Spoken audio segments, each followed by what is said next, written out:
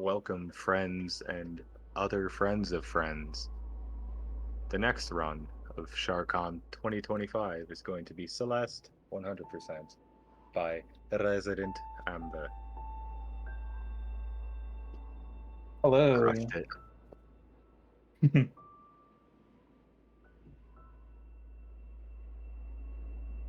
Whenever you're ready, we're ready.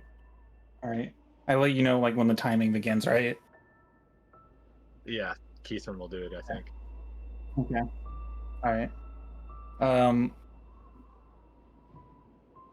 Okay, I'm gonna start the run in 3, 2, 1. Timing starts now.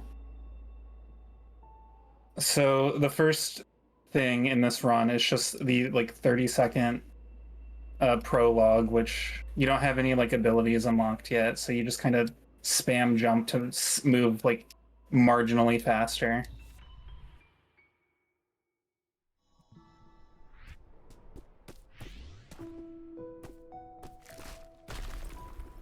Until you get to the end of this bridge. And that's the prologue. That is less than 30 seconds, actually. So now we're going to go into the first chapter, and this is where you will start to see elements of 100% versus any percent. So 100% for this game means collecting all 175 red berries. It means getting all of the crystal hearts. It means doing all of the B-sides and C-sides. And then it means getting the moonberry in Chapter 9. I'm learning so much. I had no idea what a moonberry was till right now. Yeah, it's a secret unlockable. Oh, we're cooking.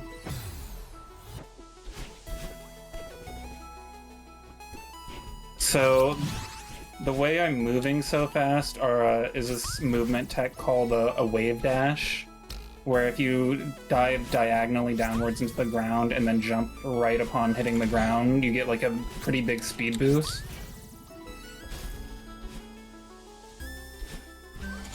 And this game utilizes a lot of that as its main speedrun tech.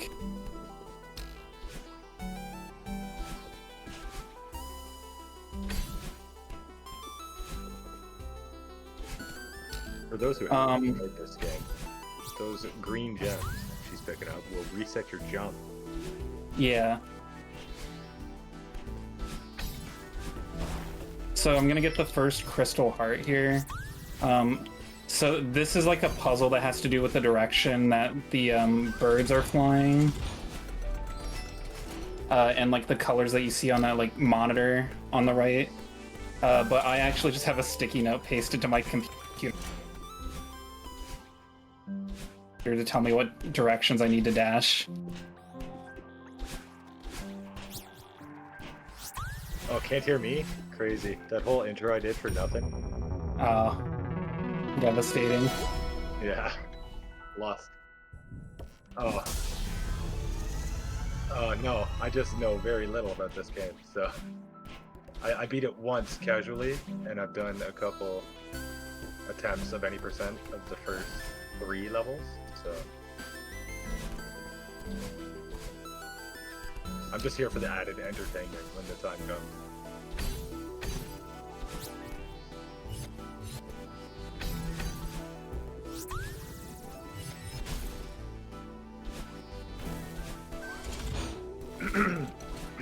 I didn't even know this room existed. Where are we going? Yeah, that's gonna be a lot of the 100% run. Yeah, I feel like a lot of it's just gonna be like, you broke this wall. I didn't know it wasn't just a wall. Yeah. God. How many is it set number of berries per level? I think it's 20, right? Yeah, it's 20 on per level. No, it varies per level. But it's 20 on this first one. Yeah.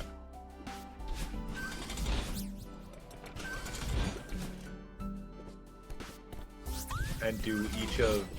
We haven't gotten into it yet, but do each of the B-sides / C-sides have a certain amount of berries in them too? Now, there's no collectibles in the B-side and C-sides, but speaking of which, we're about to go for the first B-side tape. You can just skip that whole room pretty much. The rooms are done off of like a music rhythm.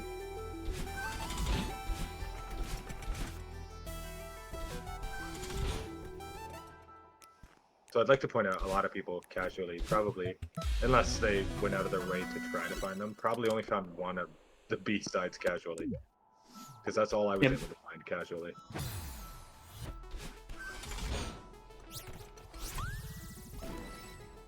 What was that? You just turned into a baby Mario bubble from Yoshi's Island and went back.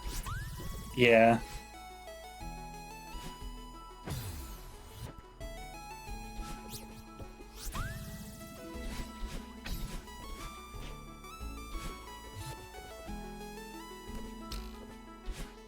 Wow, that was sick. That's all I'm going to be doing here is somebody who's marginally okay at this game. It's just going to be an awe at some of the movement. So that's the first chapter done. Got all of the berries. Chapter clear means I got everything, so I didn't miss anything, thankfully. The hearts are pretty hard to like forget. But it's not uncommon to kill a run by forgetting one of the berries. So the fun thing about 100% is you can basically do whatever route you want. So what I'm going to do is I'm going to do the A side for each chapter and then immediately follow it up with the B side, just get it ripped off like a band-aid. So a B side is basically just a harder version of the A side. It removes all of the collectibles, like I said before, and it just tends to utilize a lot more of like the, I guess, gimmick of each chapter. Yeah, so you're gonna notice like the general premise of each of the like screens is similar to the A side of it, but with just like added difficulty, like more spikes and stuff like that. Yeah. Like they're removing platform in chapter 1, but like the B side uses so many more of those moving platforms.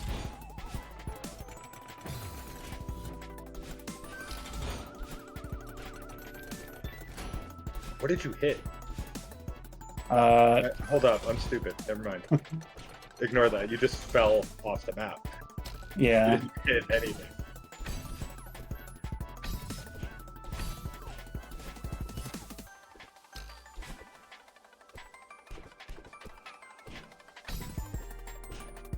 I've tried some of the B-sides in this game, and they're no jokes. So.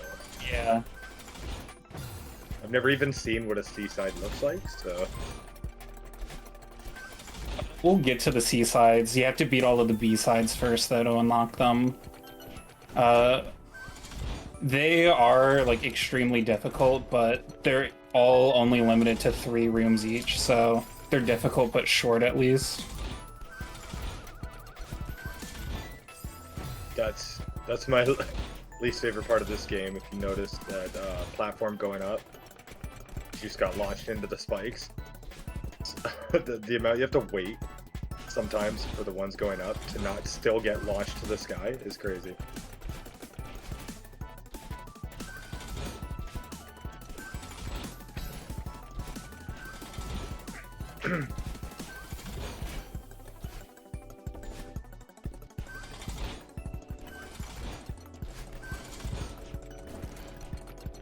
Will say this song slaps. Yeah. That's definitely one of the more well-renowned things from this game is the soundtrack. I think a few years ago, like 2023 or 2022, we used a bunch of like the B-sides music in this game for the like intermission for SHARCOM. That makes sense. Uh-oh. Okay, we're good. Not a horrible B-side, actually. Well, like technically we're not done, right? Because I don't remember this in the A side.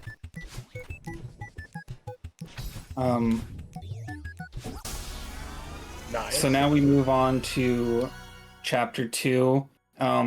The crystal heart in this one is actually right at the beginning. It uses like a pretty cool gimmick in this game where if you transfer to the next screen, you instantly regain your dash.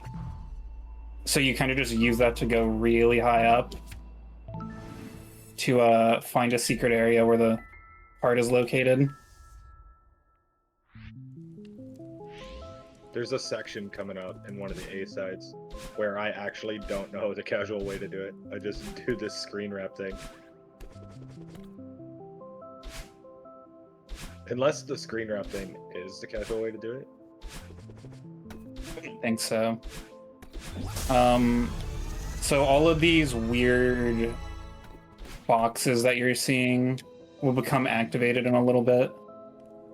But first we gotta get one of the more annoying red berries to find on a casual playthrough is hidden down there. I think when I watched you play this game, LP3, I think I watched you stumble into it on accident. I was really mad because I spent so long trying to find it myself. There was a couple instances of things I will not be able to replicate that I did on my casual playthrough. There's the second B-side.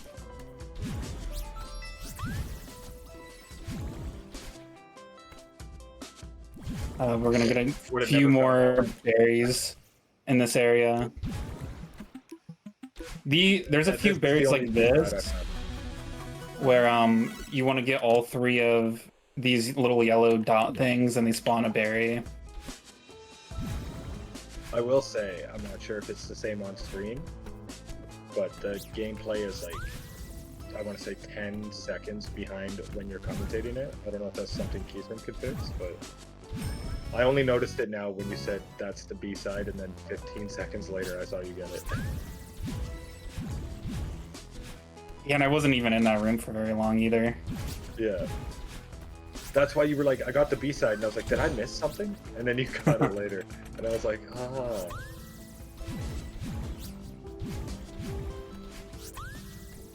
So, yeah, these little, like, colorful, like, voids are, like, you can phase through them by dashing into them. And then the real, like, crux of this chapter is coming up now, where you're followed by, like, an enemy that kills you, but its movement just mirrors your movement. Casually, so it's kind of like the biggest aneurysm in the game. I hated this. It was this one and one later on that has a similar gimmick.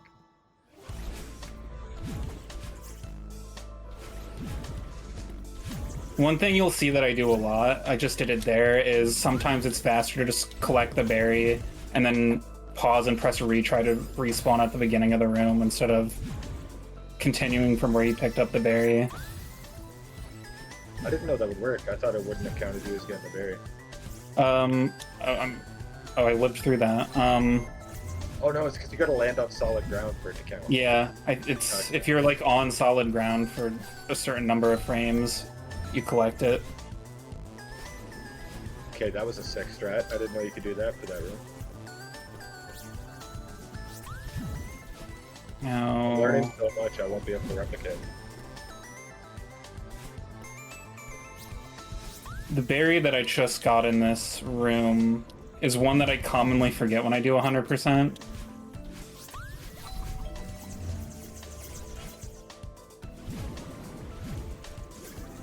So I have 3 left, which shouldn't be that. I think that's the number I want to hear, yeah.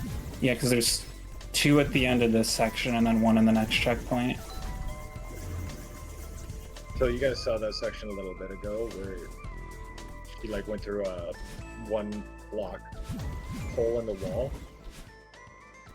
Did not find that casually. Yeah. That's a speedrun route. Yeah, that makes that section a fair bit easier.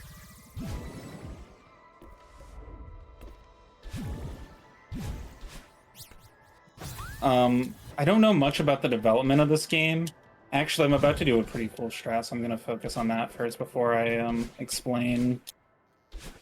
And I'm gonna pop off when I. So I'm about to do a 1 pixel trick off the corner of the spike to get this floating strawberry up here.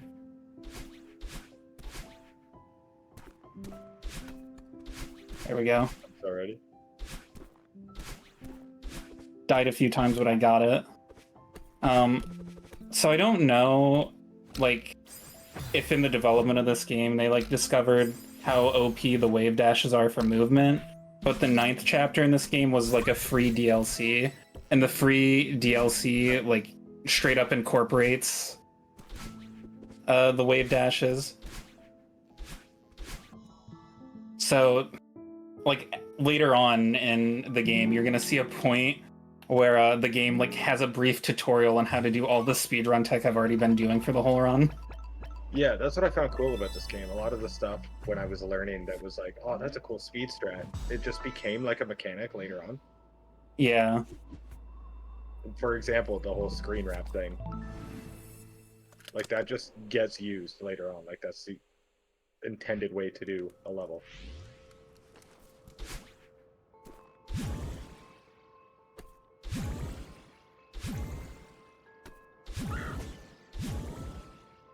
What's better than my least favorite level? How about a harder version of it? Yeah. That's a lie. This is my least favorite level. I think the next one's my least favorite level. That's fair. The next level has my least favorite of all of the seasides. This room that I just did with the like collecting the 3 tokens, unironically, like probably my least favorite room in the whole like first 2 chapters. Oh, this one I'm watching now, where yeah, there's like 3 vertical sections to collect a token. Yeah. Yeah. Yeah, that section looks horrific. Also, this one I'm on with the 5 tokens is pretty rough, but it has a very consistent pattern, which makes it not too bad. The most annoying part about this gimmick of your clone, I believe it is, following you, like your, I think it's like your evil version, right? Yeah. Something like that. The most annoying part about it is when you have to double back in a level. Because she right there, and she copy your movements.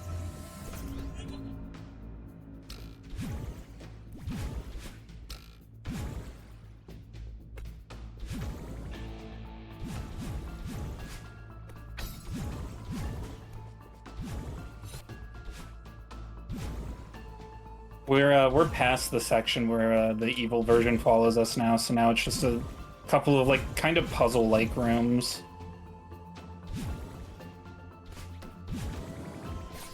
I always liked the gimmick of these like galactic-looking squares. Yeah. Cool. Until like you're just holding the wrong direction by a little bit, and you go face first into a wall. Yeah. So I play the game on controller, which most people who speedrun this game don't. Most people either play on keyboard or they play on controller but with D-pad, but I play on controller with analog stick, and it's not super uncommon to die because I'm just barely pushing the controller too far in one direction. Yeah. I also played this game on controller with analog stick, so I feel your pain. So now we're on to chapter 3. This is probably a lot of people's least favorite. I would say it's definitely my least favorite. It's just, I don't know.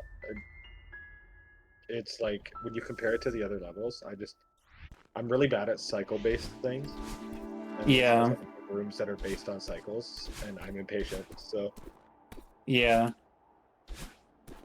It is definitely very cycle-based, but it's very consistent once you learn the cycles. It's just, it takes a bit to learn the cycles. This one has a lot of berries. I think it has like almost 30 berries. I think it has like 31. So that, I think this one has 27. That key she just got was the spot I was talking about where I don't know how to do it casually because I just did the screen wrap thing. But the way she did that was way faster, so...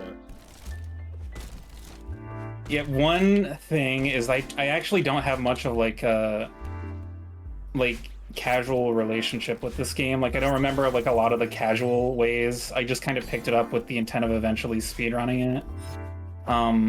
Like I know this game is celebrated for its story a lot, but I actually haven't like seen much of the story. I was after like chapter 2, I was just skipping every cutscene. I just wanted to play more. Yeah, I'm gonna be real. I played it as a casual experience and I still skipped the cutscenes. But I heard the story is really good.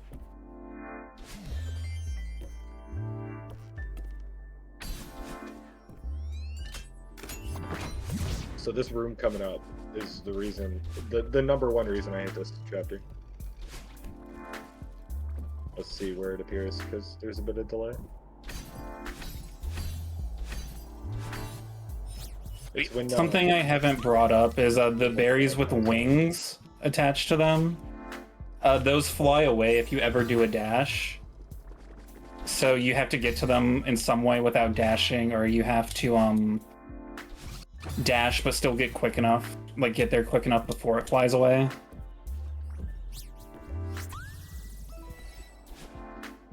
So that's why I kind of like reset for what might have looked like no reason a second ago.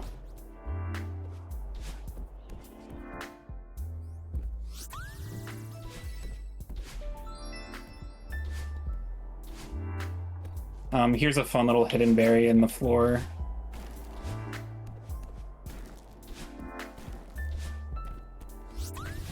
So one of the gimmicks in this chapter is these like red dust bunny enemies, the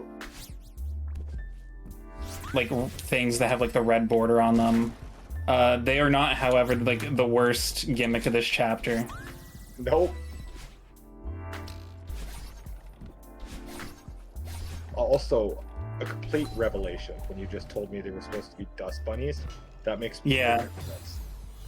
For some reason, I didn't even know that until like I was watching another speedrunner who actually followed the story, play the game, and like called them dust bunnies. I was like, oh. Yeah, that makes total sense.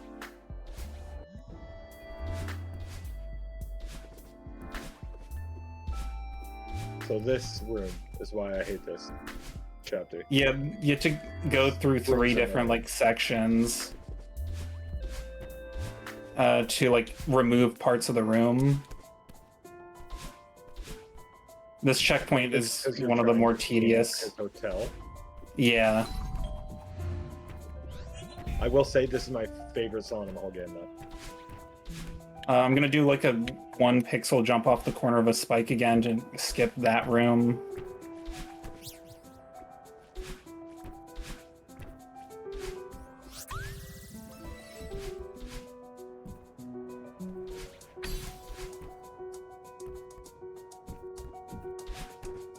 That was sick. What? This whole dashing diagonally into the ground and getting a jump out of it is such crazy tech. Yeah.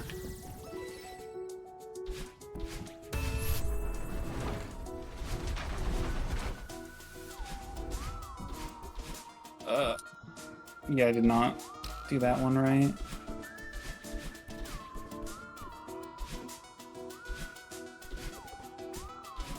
Now, the last couple of sections of this checkpoint are some of the like easiest in 100% to like forget something. Because I said the crystal hearts are pretty difficult to forget about. The one in this chapter is still pretty difficult to forget about, but it's definitely the most forgettable. There's also just kind of like an evil berry placement. And the annoying thing is, like, if you forget one of these two, you have to redo a huge section of this checkpoint to be able to get them.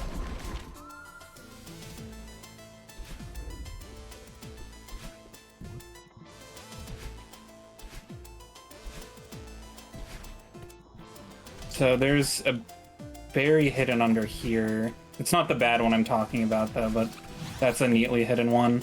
So after I hit this button, what I can do is I can go up through this waterfall and then go back through the rooms I was just doing.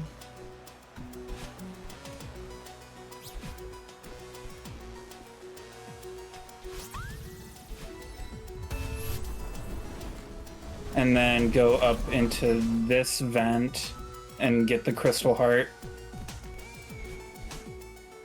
Sneaky. I don't know how you're meant to find that casually. And then never in my life. This berry is kind of evil because it's on the bridge you took to come here. The bridge fell, and then you can go down and collect a berry. If you forget that berry, you have to redo all of that giant like cleanup room.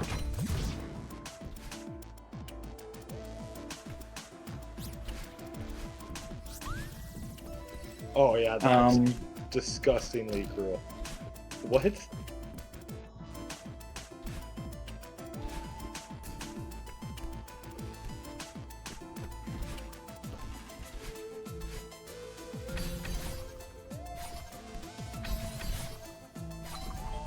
That's a bit of a tricky berry right there too, is you have to avoid walking on the same parts of the floor that you stepped on before.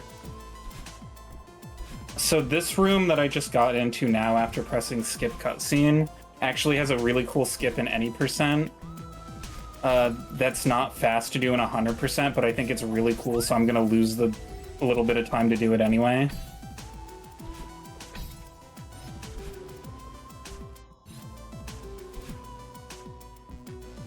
So I need to get these berries down here first.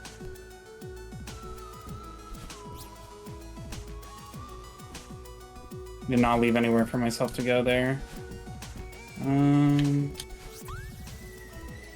The hard thing about the cycles, like the good thing about them is you play the game a bunch and you get used to the cycles, but then you get so used to the cycles that if you like die once, it kind of throws you off. I may be wrong, but what I noticed is that each of these rooms with cycles, I believe, has a cycle for when you enter the room and a cycle on death. Like those cycles are different. But I think every death, the cycle is the same. But that cycle isn't the same as when you just enter the room. Yeah. It's just that like I'm not entirely used to the cycle when I like enter the room for the first time and when I'm like from like the respawn point. It's just from two different places.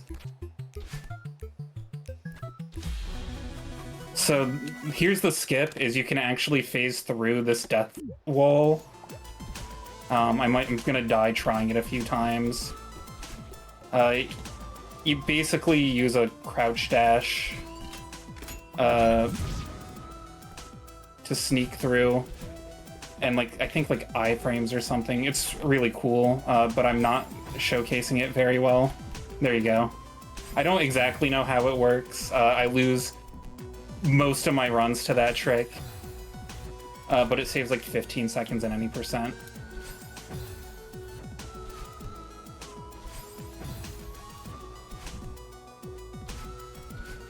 So here is where this chapter gets frustrating for most people, is you have to avoid this big floating head of the hotel owner.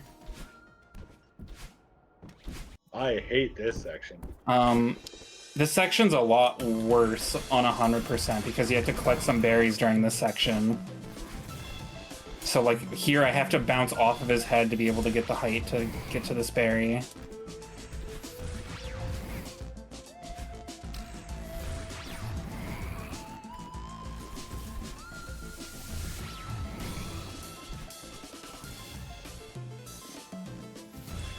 From somebody who has just tried to play this game fast and knows very little speedrun routes, the most annoying part about this is like if you're off a little bit with where you usually do the movement, all of a sudden you're winning the whole thing because he's like completely off what you're used to.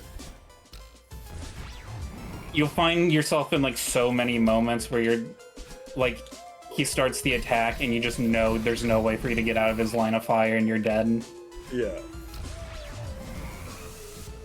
There's so many times of me doing that section where like I'll hit like a pixel of his head that I should not hit, and I should have been dead.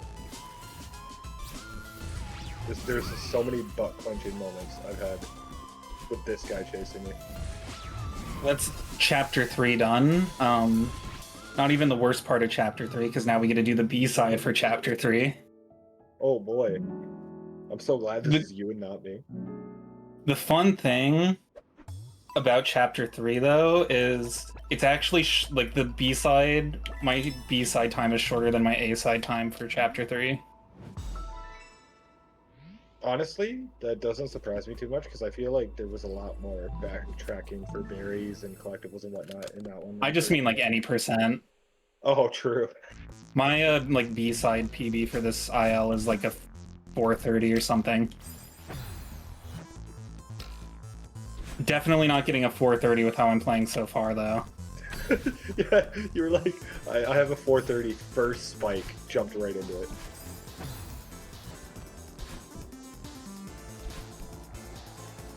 Yeah, no. You are a stronger person than I. I don't think I could have learned 100%. Yeah, if you hate the cycles from Vanilla Chapter 3, you're gonna hate everything about this. Yeah, no, this is already giving me PTSD.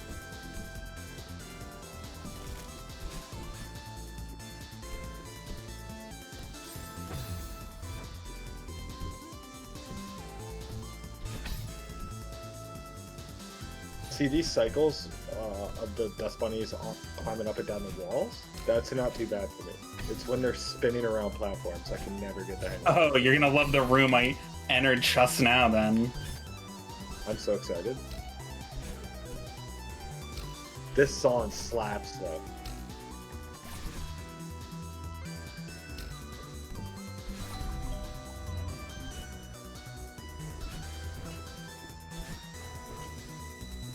Oh yeah, this room's ass. What are we doing? What is going on?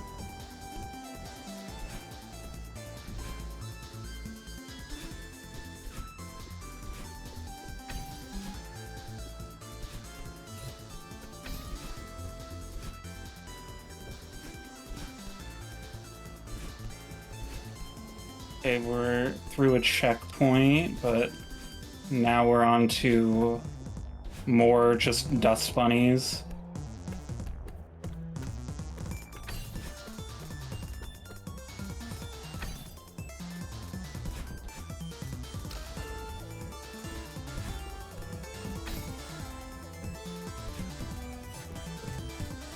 This chapter is going to make me do a deep clean in my living room tomorrow morning. I'm not seeing a single dust bunny anywhere in my goddamn house.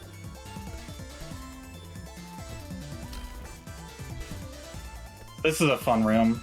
It looks more intimidating than it actually is. I'm waiting. Pause, champ. That was close. That room with the dust bunnies going up and down, you almost smoked the one on the left wall. Alright, so our hotel owner friend is back. I was just about to ask, but I didn't want to be disappointed when you told me he follows you again in this.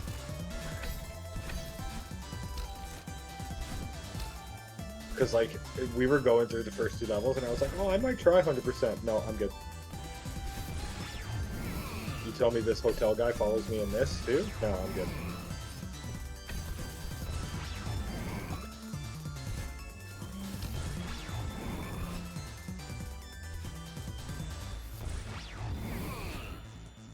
The one I'm on now is definitely the worst of the B-side, at least for this section.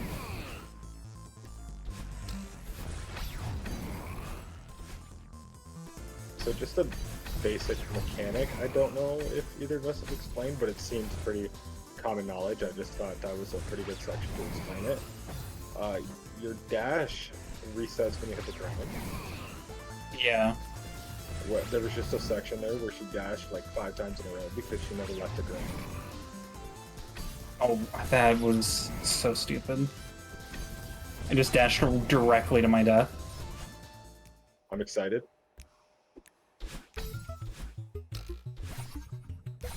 All right.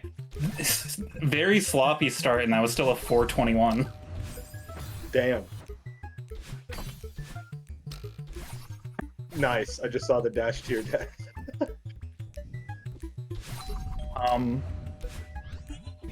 That was an Axington 1-2-3 maneuver right there. So, Chapter 3 is really stressful. Chapter 4 is a bit stressful as well, but I'd say it's less stressful. The only gimmick to this one is that it's going to get really windy in the game. So you have to, like, fight against the wind. This game's bringing back so many... Actually, I'll take that back. I was going to talk crap about this level, but this level isn't that bad once you understand how to do it. It's my favorite to do for, ILs. Yeah, I think, like, casually, these clouds can be a bit annoying, but once you, like, figure out the timing for the jumps, they're not bad. Yeah. There's one room in this that I think I still hate, having tried to speedrun it, and I'll try to point it out when we get to it.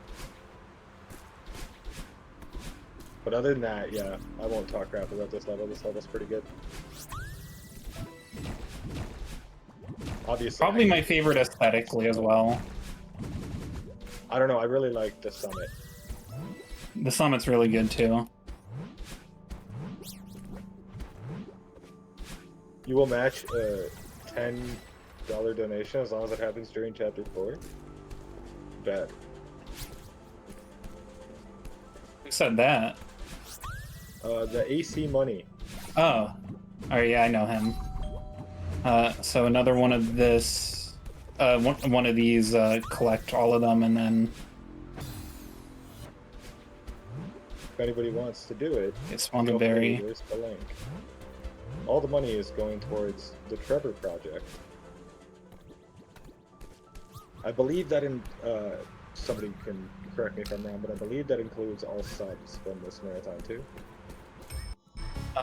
Subs, I should know, donations. but I don't. I believe I was only in charge of scheduling. Fair.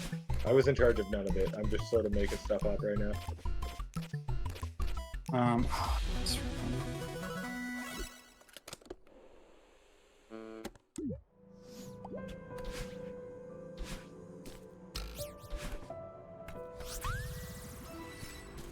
There's a few things I want to showcase in this area. I don't remember how to do this as a speedrun.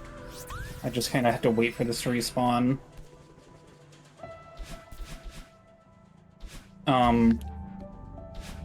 I want to showcase a cool little another like corner pixel on a spike strat, and then I want to show the crystal heart. Those are the kind of two highlights left, and then it's kind of just autopilot of collecting berries till the end. So I think that'll be a good time to do the bit? Yeah, the bit. Hell yeah. Do I have time to make a coffee really quick? I wouldn't think so. How long would it take? Well, I'm just gonna go put the coffee on the Keurig. I'll actually make the coffee afterwards. Yeah, give it a minute. Okay.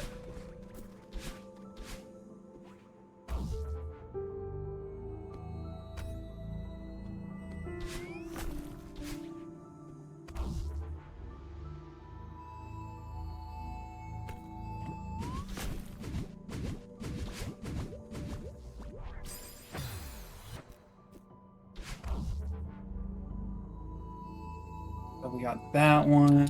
We go up and get the one up here.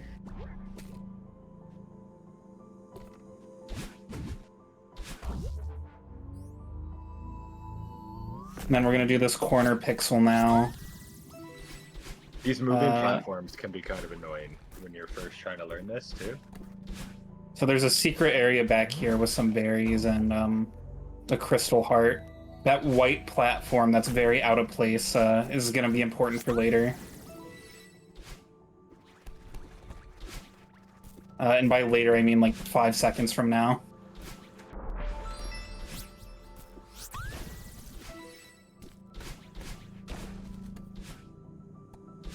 gonna be more than 5 seconds if I keep dying. You got this.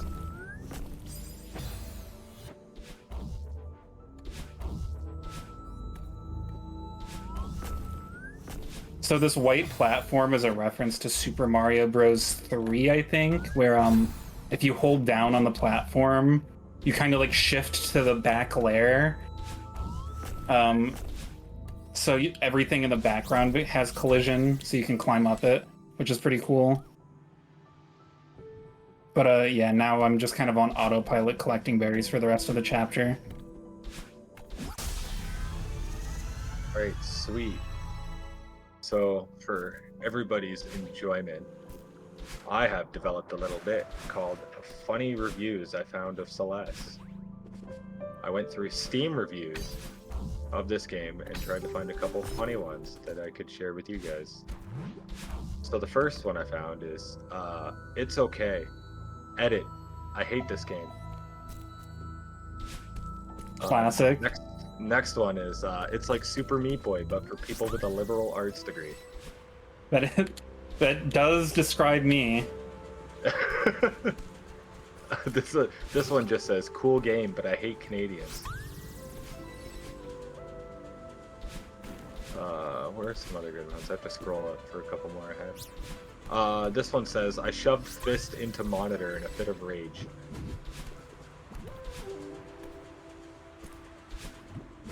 Some other good ones. Some of these are long and like saying good stuff. We don't want those. We want the funny ones.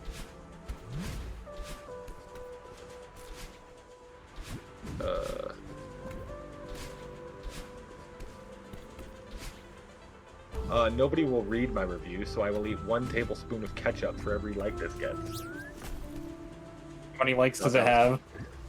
That's a good question. 145. Oof. Yikes. Yeah, I guess a good rule of the internet is if you say that something's not going to get read by anybody, more people are going to read it than have like existed in history somehow. Yeah, and it's going to be doubled down if you admit you're going to do something stupid. Yeah. People read it. Here's a good one. Celeste, a game about a girl who's depressed, trying to climb a mountain due to unrest. This platformer game is very finesse. The myriad mechanics all coalesce to put your skills to the ultimate test. The design is great, I do not jest. Secrets within add a lot of zest. All while you climb and push toward the crest. Although the peak is your true quest, you'll want to explore all the rest. The fruit that tapes at your behest. So I leave you with one request. Buy this game and you will be blessed with a grand game, the very best. One more point to be addressed. If you want more, you can invest many hours into mods. Who could have guessed? Their ingenuity leaves many impressed. So many new things inside the chest. Known as the mod manager ever rests. It just sounds like an Eminem song to me. Yeah. The FCC won't let me be, so let me be. I got way too many napkins. There was one more I was trying to find. This one just says, nice try, but I know Canada isn't real. And this one says, I have depression and this game appeals to me. After playing it, I'm still depressed, but my left thumb hurts.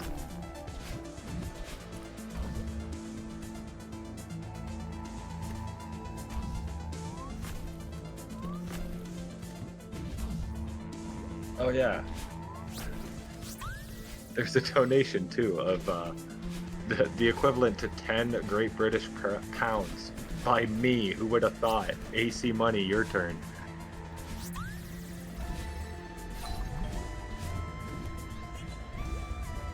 And now back to Celeste. Yeah, I'm almost done with this chapter, so we're at the wind now and they start throwing like snowballs at you. This is definitely the frustrating bit of the chapter, but it's not too bad, I don't think. I only have 1 berry left to get, and I know where it is, so haven't missed anything yet.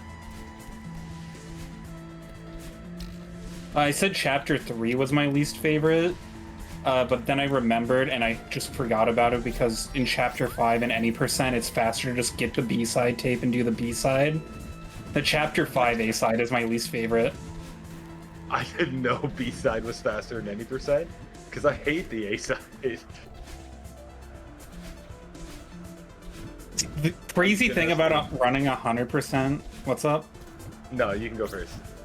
The crazy thing about running 100% in this game is, like, it feels like I've already covered so much game and it's only 40 minutes in, so I'm just... Every time I'm like, how does this take me 3 hours? Yeah, no, I'm sitting here, and I'm like, you're already on Chapter 4, and you've done the B-sides for 1, 2, and 3. How do we still have, like, 2.5 hours left? AC Money, that's not cheating. I am in chat. You want me to type? I was in chat, therefore I counted as chat. Pay up.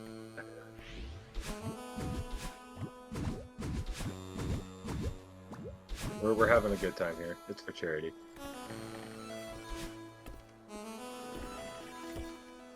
That's my consolation donation, since I said I'd donate 50 if me and Bam got world record earlier. Oh. Hell yeah. I'm gonna be real, this may be the first B-side we've done where I think the A-side music's better. Yeah, I used to really love this B-side music, but it's really soured on me. I don't know what it is, because, like, it doesn't sound bad, but it feels like a lo-fi beat. Yeah. I feel like I'm studying for a midterm listening to this in the background.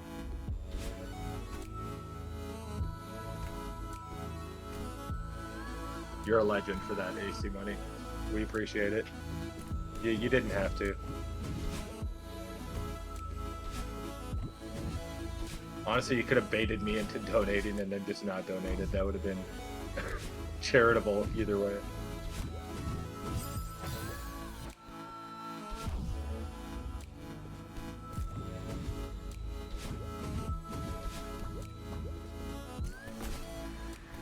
I kind of feel just about this B-side as well, is it's just kind of the most, like, it exists part of the speedrun for me.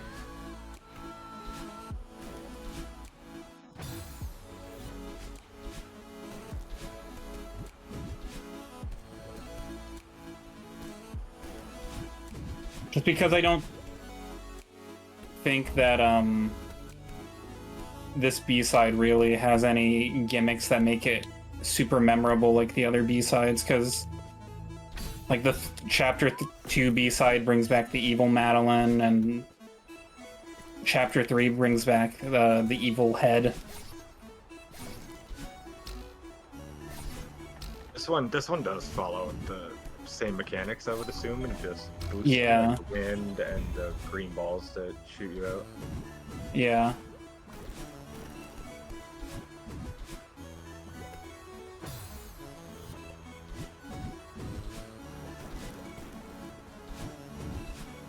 So the green balls, they shoot you like the direction that your analog stick is pointing, so that's another kind of produces a lot of L situations for analog stick players.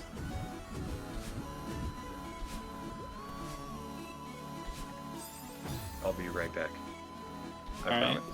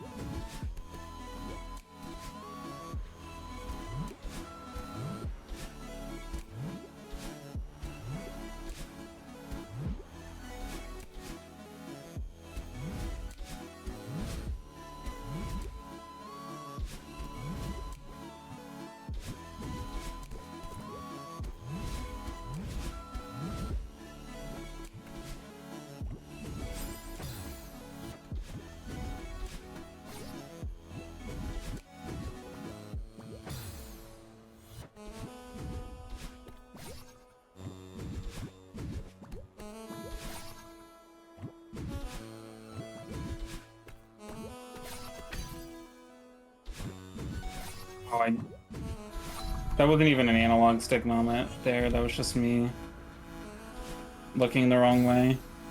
Or my brain didn't compute that right.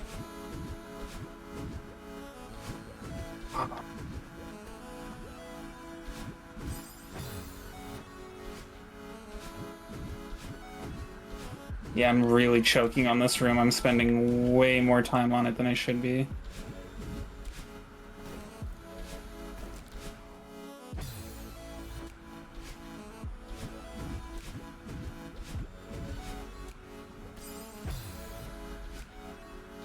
On the bright side, we're about to be done with the Chapter 4 B-side.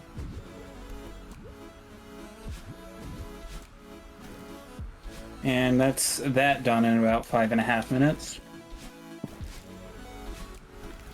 With the 4605 for any of the 46 enjoyers.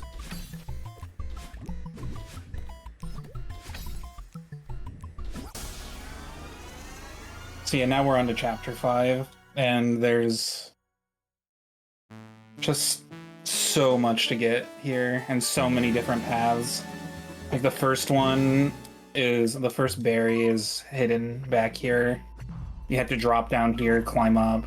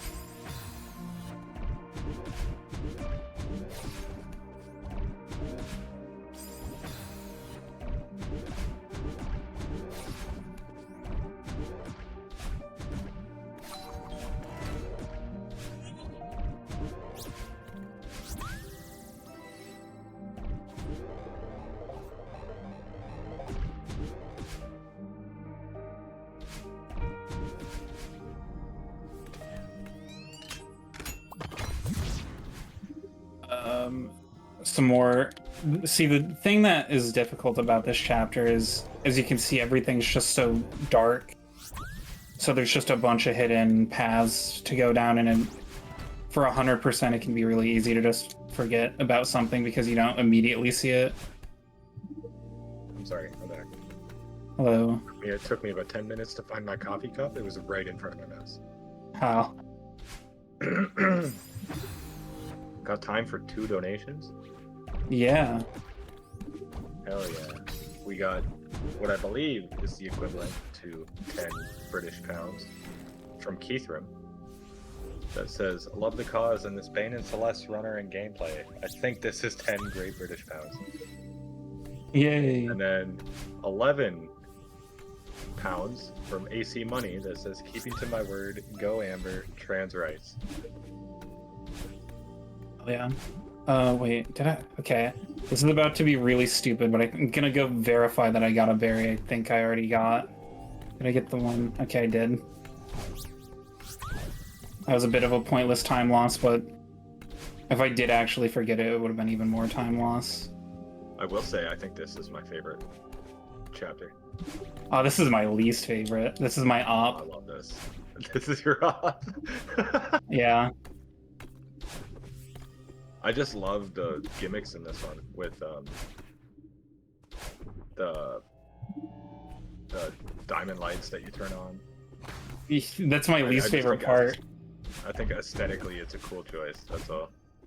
It is, like, aesthetically pretty nice. It's just, it's very annoying having a bunch of, like, hidden paths and dark rooms for 100% because it makes it so much easier to miss something. That's fair. For 100%, I can understand the darkness, making it so easy to miss, like, tiny holes in the walls and whatnot.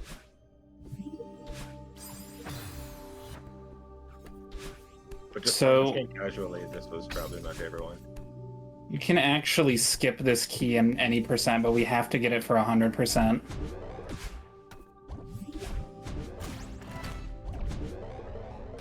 And I'll explain why later. Now there's something hidden down here.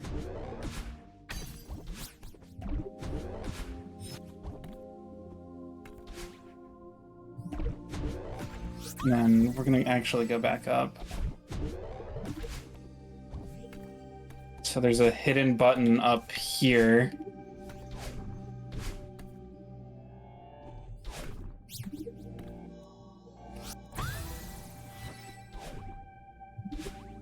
So we're about to come up to the B-side tape. As you can see, like, just like, even if I was doing any percent, I've done like a decent chunk of this level already.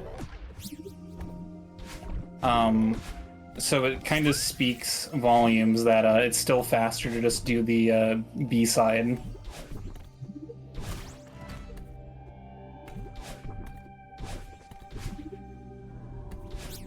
Get that.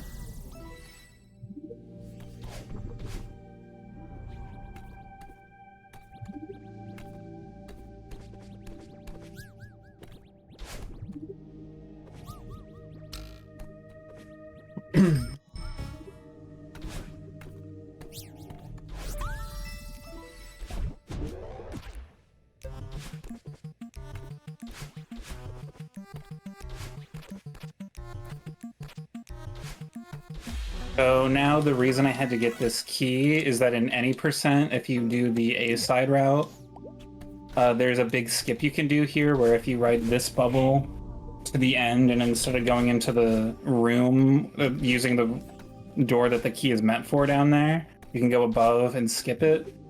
So we're going to use this key on another hidden door where you otherwise normally wouldn't have a key. I'm assuming the key for the hidden door is just like some super out of the way spot, or is there just a key for it? No, we got the key from the normal route, but we do a skip that skips the door that key is actually meant for. That's what I'm saying. The door you're going to use this key for, I'm assuming. Yeah. That is meant for that door is like super out of the way. No, you're just meant to use the vanilla game key to get in here.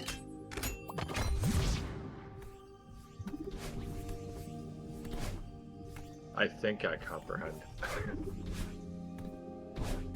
You collect the key like you were just doing regular any percent, but then you do a skip. Basically, That's what I'm saying, here's like- a weird section, though, where you play as a monster for like 30 seconds.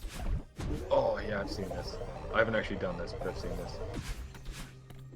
This part is not replicated in the B-side. Shame. So now we are, Oh, never mind. This is. I'm an idiot. I've definitely done this. going to be at the section where we have this like weird eye monster attacking us. The one that we were just playing as is going to be a recurring enemy for the rest of the chapter.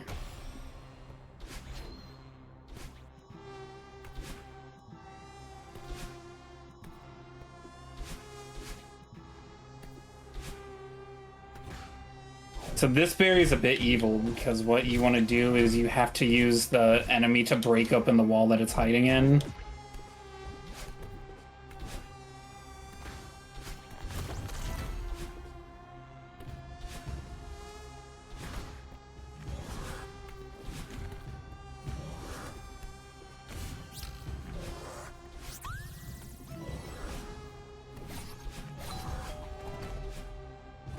Is that the case with a lot of, well, not a lot, but most of the berries in this section is you gotta use this enemy to break a wall? Believe it or not, that's the only berry in this whole section. I'm not gonna lie to you, I love that. Because this section sucks. This enemy can be so annoying. It's definitely, I would say, the most difficult of the enemies. It's the hardest of the cycles to get used to.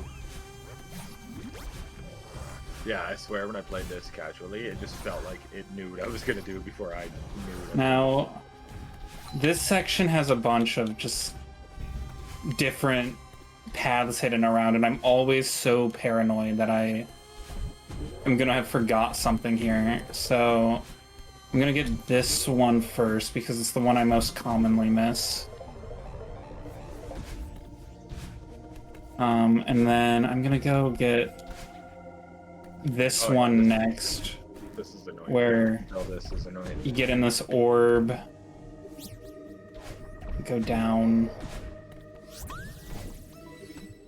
So just so I Now, can be of some sort of help, what should your berry count be at the end of this? 123. Okay. I'm gonna need to get another key to unlock a door, which I'm getting the key now. After I get the berry behind that door, I should have 122. There's only one berry after this sort of section.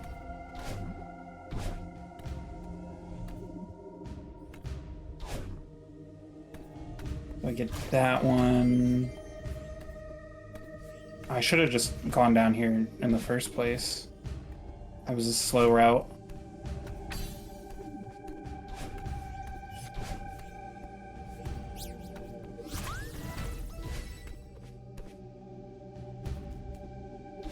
Now I'm gonna go back up.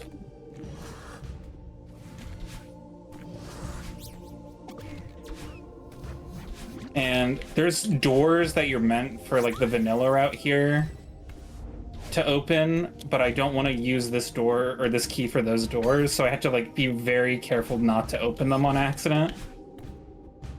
Yeah, basically you get triggered on the door if you just walk too close to the door, right? Yeah, yeah.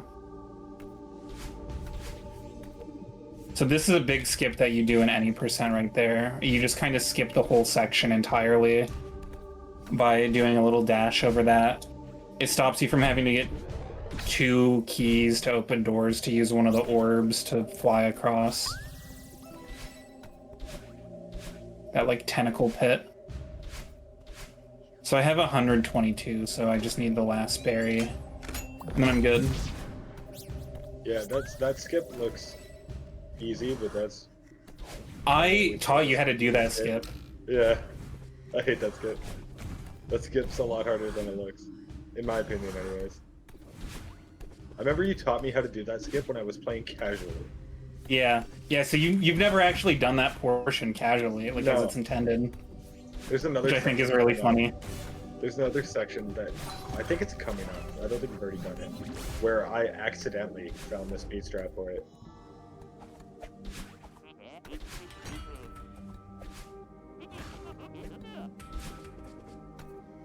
This section can be a bit tedious, speedrun-wise. Even casually, this section was a bit Yeah, annoying. like this is what I don't like about it. It's just like having to carry this guy kind of negates a lot of the, like limits your ability to do a lot of this like movement tech.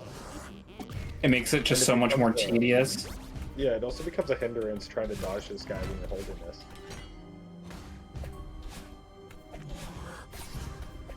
So, You know what would make that 10 times harder? huh?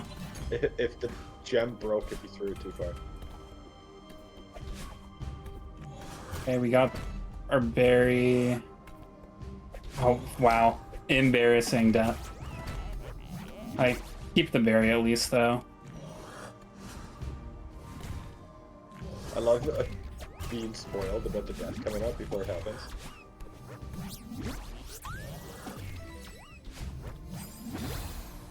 Oh, I don't know what I'm doing.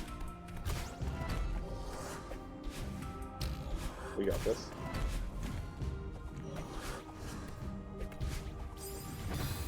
Like, this room is just giving me so much trouble.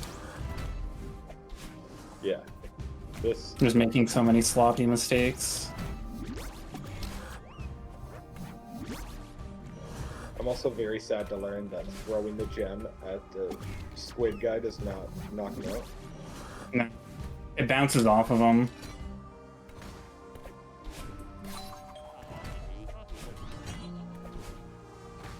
But yeah, I guess I never explained it. So these platforms that have like the little tracks to them, those move by you doing a dash. They like shoot to the other side of the track when you do a dash. Yeah. I forgot about that too until I just watched you do a room and I was like, yeah, that's how they work. So Yeah, like in this very this sloppy room, and you want to throw it and then dash so that the platform catches it before it falls into the abyss.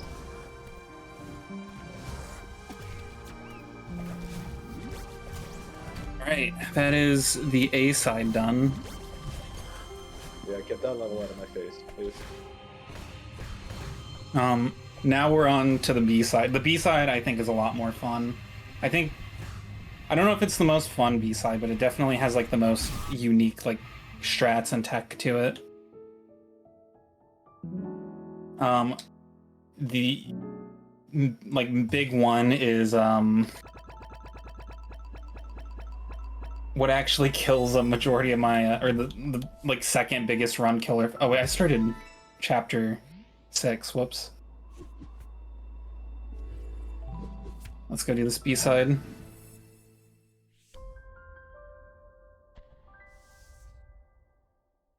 See, like I'm already on the chapter 5 B side and I'm barely an hour into the run.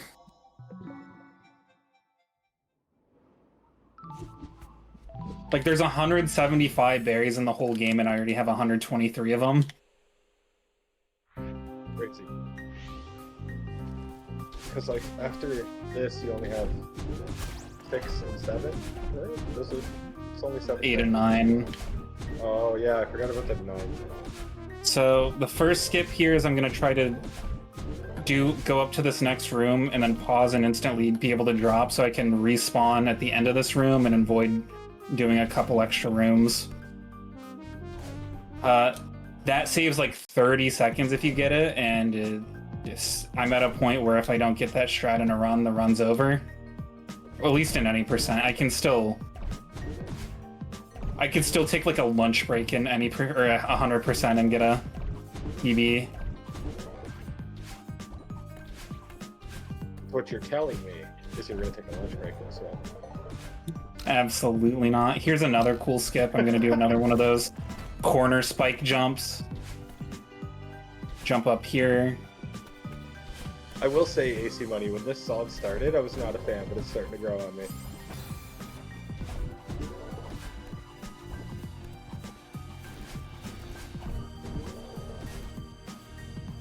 I will say the whole gangster's paradise feel of it is getting me.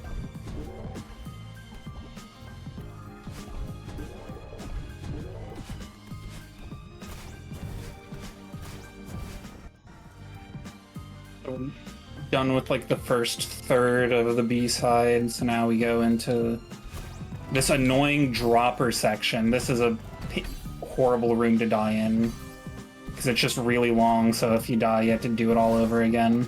I was just about to ask if there's like no checkpoints throughout that whole thing. Now we have our favorite monster friend back again. Oh boy, I have a question. That Yeah? first room you did with the monster, did the monster trigger that last one? Yeah, when it respawned, it triggered That's it. sick. I didn't know the monster could trigger those. So this room, I'm actually taking advantage of the monster respawn to get a boost, because you can get a bit of momentum from its respawn if you're really close to it.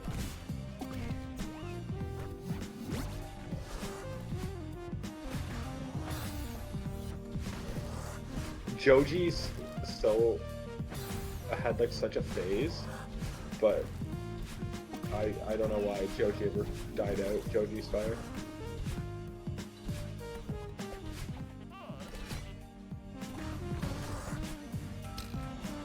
I definitely see the Joji vibes here.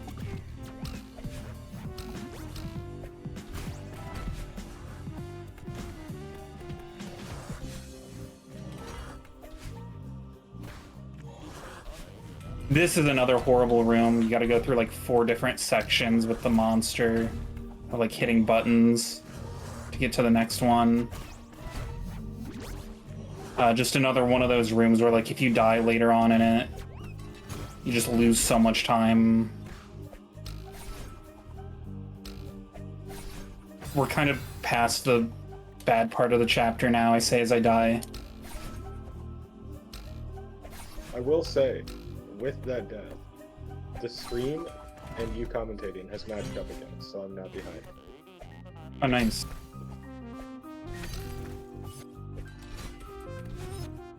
Last room here with a little rhythm game.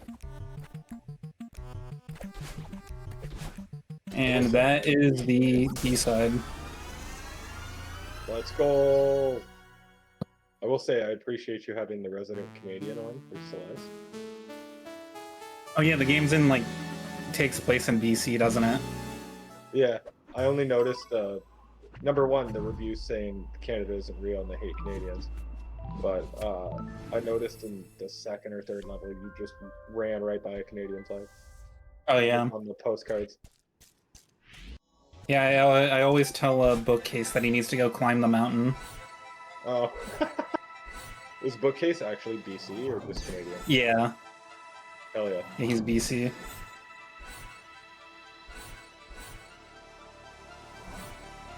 I will always hold it dear that I'm the second fastest Canadian Shark speedrunner on the leaderboards. So there's 3 gimmicks to this chapter, and we've already seen 2 of them. One is this like flying feather. It's kind of annoying. I was gonna say casually, it's incredibly annoying. It's just really like finicky, and I don't, just like in other, like compared to the rest of the platforming in the game, it just kind of feels out of place. And then there's these moving blocks where you hit them, and then it goes the direction in which like that you hit it from. So the great thing about this chapter is that there's actually no berries. There's the B-side tape and a crystal heart, but that's it. So I don't have to worry about getting berries in this level. I was gonna say, you said there was only 175. I was like, they must have like 5 per level coming up. But that makes sense, because this one has 0. So that's the B-side. So is that a thing that only when you pick up B-sides that you go into that bubble and go back? Or is that like a mechanic I didn't know about? I think it's only for getting the B-side tapes. I think some like berries might do it as well. Depending on where they're located. It'll Yeah. probably give you that as a So this part is just a reference to the first chapter, the heart, like the pattern you did for that, and you had to like reverse it and mirror it a bunch. So right now I'm just looking at a sticky note pasted to my computer, just kind of, and all you all see is just me kind of like incoherently dashing around this room. See, when you said you had a sticky note, I was like, do you have it for every direction you hit in this entire game?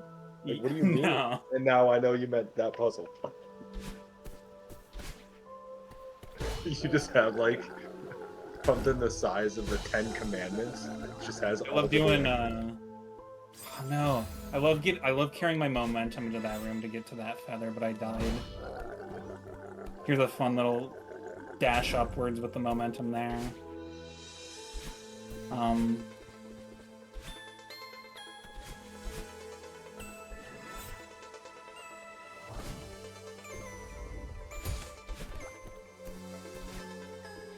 But yeah, one of the reviews you read mentioned the modding community for this game, which there's a lot of mods. There's like community collaboration packs and stuff. Someone also made a D-Sides mod, which I played through and completed. Vapo's also done it, and I think Vapo said it was his longest completion in the whole game for like any mod. I think I finished it with like 35,000 deaths. It was so hard. Yeah, I don't know who saw even just like even the B-sides of this game and was like, nah, that's not hard enough.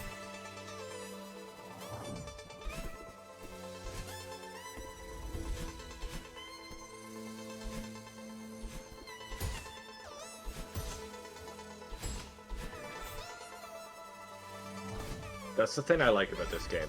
Is like I'm not the best at video games, obviously.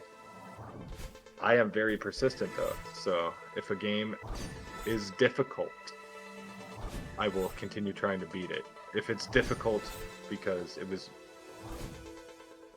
the levels were structured and created to be difficult, then I will keep trying. But there's certain games that are just difficult because the mechanics are bad. This game is created great, and it's just made difficult, which I like. It's not like made poorly. Yeah, because like there's also like the base game is like pretty difficult in itself, but there's like plenty of like stopping points as well. So like, you know, maybe you want more, so you do the B-sides, but the B-sides were kind of your limit, so you can stop there. Mm-hmm.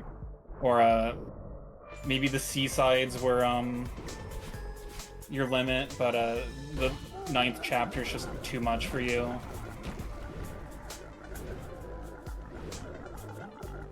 Yeah, Kane. I like that the early game they gave you easier but slower routes if you struggled early on. Yeah. Like this game is very user friendly, but still difficult. This is my least favorite gimmick. Yeah, it's definitely like even in any percent, I would say it's the weakest of my the chapters for me. Like in terms of my skill level, it's probably where I have the most room to improve. Yeah, this part alone, in my opinion, is a lot. It just comes down to like reactions. Like I'm assuming at a top level, there's like the optimal fastest way to do it. But for me personally, this is one of the few sections where it's like, I just hit her where I think I can hit her. The fun thing about this chapter in the speedrun is it's another example of it's just faster to get the B-side tape and do the B-side, but only if you're like super, super good at the B-side. Yeah, I'm assuming it's because of this section. I mean, this is just kind of a long chapter in general. Yeah. The B-sides are all, like, except, like, the early B-sides, ironically, are just all actually pretty short. They just feel longer because of how difficult they are. Like, I'm not at a level where I feel comfortable enough with the B-side to do it in substitute of the A-side.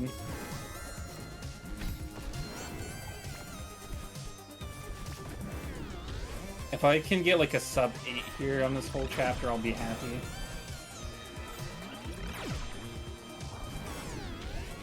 But I don't think that's going to be happening. I think we're going to be at like a I don't know. I think we're gonna be like a low 8-minute.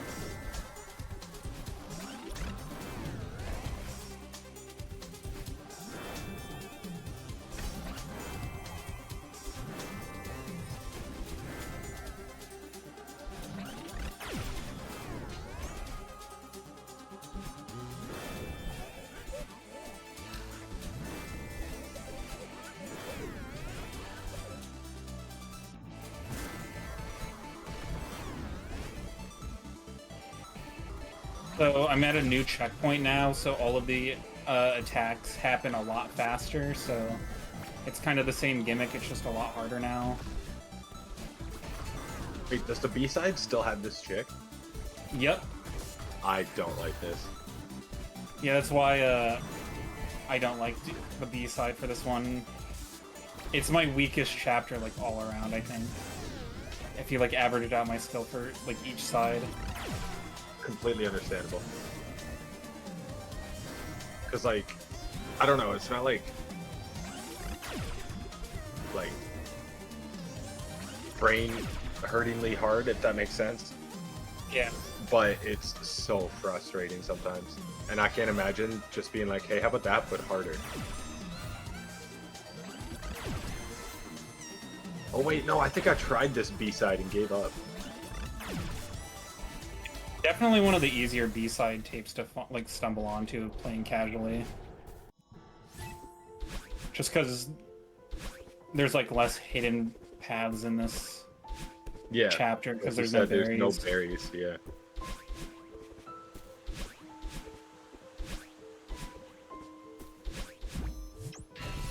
Yeah, that's gonna be like an 840.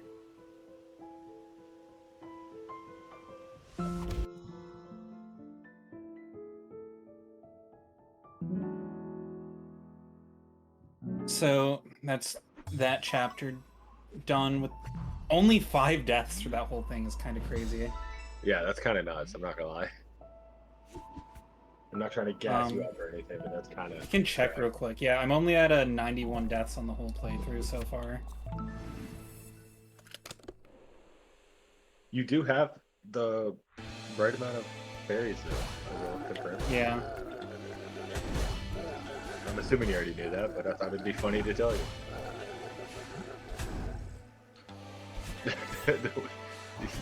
these blocks are so goofy sounding.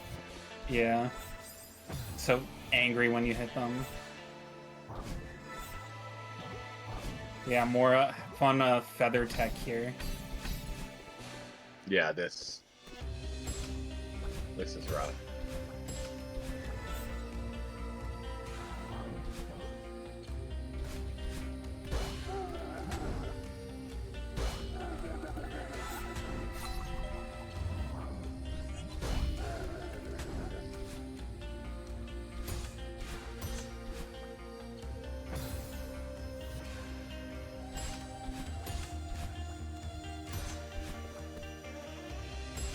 I'm gonna sleep good tonight, I'll tell you that much. Yeah? Oh, hell yeah.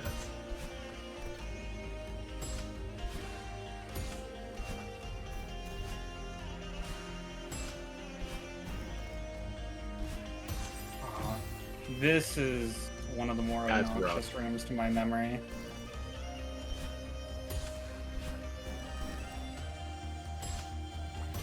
See, like, what do I even... I don't remember what to do in this position, actually. But yeah, no. We're good. Yeah, you just had to bide your time. These if I things could be did annoying. all of that just to die, I would have been so annoyed. Literally me. Yeah, no, the little bouncy things are super annoying because depending on how you land on them, it tells you like what direction it's going to shoot you, but it's actually like pretty precise. Yeah, I was gonna say, if you're off by even a little bit, that thing's shooting you in not the direction you want.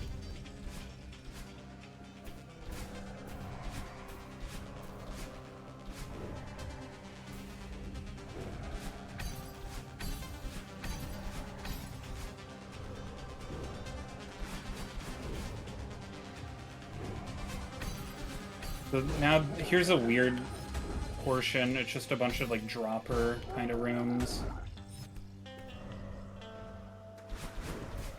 Oh, I don't think I played this far into the B section, but I watched somebody speedrun this, and this looks awful.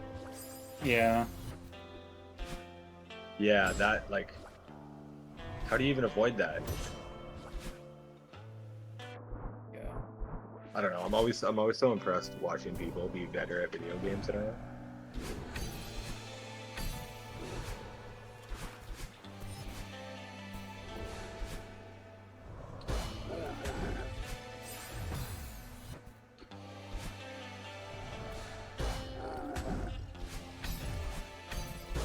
While we're getting through the rest of this B-side, I thought I'd tell a funny sighting I had when I went to Fan Expo today. Obviously, there's a bunch of people who do cosplays. Yeah. One of my favorite cosplays was a guy who walked around dressed like a survivalist, holding a patch of grass that just had the sign "Touch Grass" on it. Huh. And he was just allowing people to touch his grass. This is one of the more annoying rooms in the whole chapter. Because those little spikes that I just fell through are pretty precise. Yeah, I was gonna say not only that, but like with the fact that there's like no platforms and it's just jumper sets you're relying on, you could just like get in a spot where you're cooked. Alright, well, our friend is once again back, so time to see what makes this B-side hell. Yeah. What's What's worse than this lady? How about this lady with no platforms? What's the take on this soundtrack? I don't know. It's one of those where I've just kind of like it's been there. I haven't really noticed it. I don't hate it, nor do I like it. I think I'm kind of apathetic towards this one. Yeah.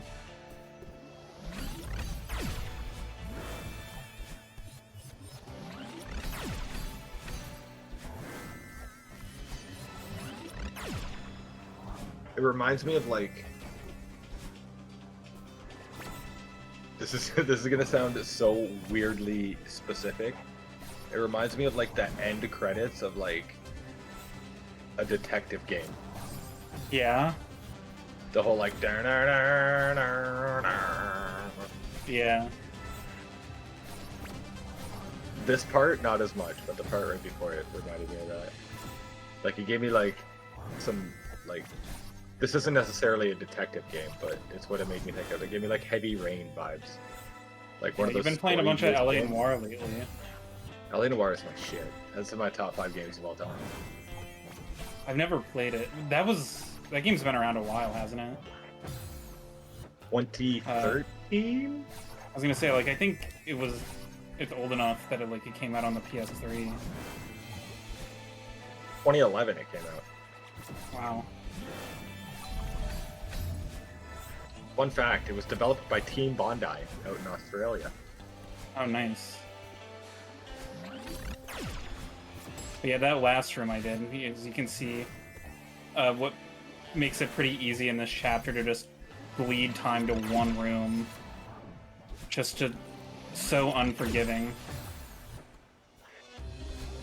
It's funny you say that, Kane, because LA Noire and Heavy Rain, to some of my close friend group in the Shark community, is a perfect comparison, because it's the only 2 games we let's played as a group. Where like one person played it and the rest of us watched and commentated on it. I played through Heavy Rain this year. It's Heavy Rain's really good. It's a lot of fun. I watched Bookcase play through it a few years ago as well, and we all make fun of Jason. his ending. We were all so mad at him when he made Madison just jump out of the window and die. Hell yeah. That's a Chad maneuver, I'm not gonna lie to you. And he stands by the choice, saying just skill issue, she should have survived. Yeah, that's the thing, House. They're both super ambitious games for the age they came out. Another really good game on that same wavelength that I recommend people play is The Quarry. Oh yeah, I they really made love The Quarry. Until Dawn. Yeah, Until Dawn. People like Until Dawn more than The Quarry, but I think it's a hot take. I think The Quarry is a better game. Yeah.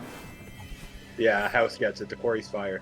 The Quarry also has one of the voice actors is Brenda Song. I just felt a little betrayed by Until Dawn. I'm gonna be real. I don't think I've played the ending. It just like starts out as like a teaser of like a slasher type of horror, and then it turns like paranormal out of nowhere. Yeah, yeah. All that like those werewolf type guys kind of threw me off. The Quarry just felt way more honest about what it is. Yeah. Also, I thought the use of I forget what it's called. Somebody else can tell me the correct definition, but like what I mean is the character that voiced Brenda Song, you can tell which one it is because it looks like Brenda Song. And yes, Kane, Brenda Song is the Sweet Life of Zack and Cody person. London Tipton.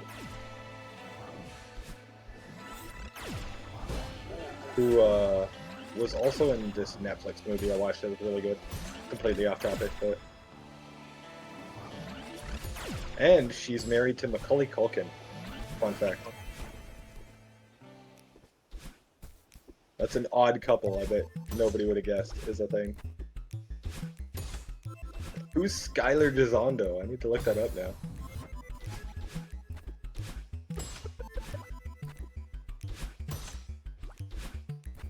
Oh yeah, this guy. To finish up. Alright, that is the chapter 6 C or B side done. That wasn't like horrible, like disastrous for me, but like you can see there was just so much room where I could have improved in there. Yeah, I think it was the section when the evil version of yourself came out that was quite different. So you talked about like how it makes sense that that last chapter didn't have any berries for like the berry count to make sense. Yeah. Fun fact, after this chapter 7, there's only 5 berries left in the whole game. 123 to 175. There's like 30 something in this thing? No, 40 something. Yeah, there's so many. Crazy. This is also a really difficult level, which makes sense because the level should get more difficult as they go on. But this is probably the one that gave me the most trouble in casual playthrough. It's definitely the longest as well. Quick thing is at the end of the last chapter, I unlocked a pink hair, which means I can dash twice in midair now. Yeah, I always found it weird that it waited this long into the game to give you that ability. Like, you know how... Well, to be fair, the game would be a lot easier if you had double dash way earlier.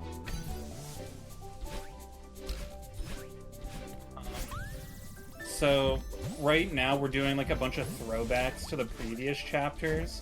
And so each of these throwback sections has one of these gems like that I just got.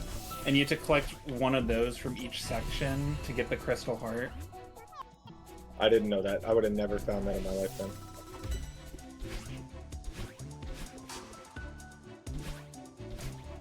Also, fun fact for the people in chat, specifically House because he brought up the guy's name.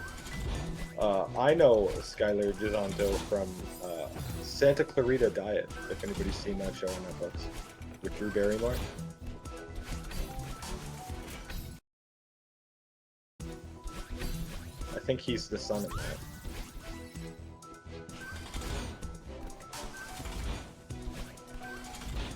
Here's a kind of stupid hidden spot for a room. Yeah, what? I would have never found that in my life.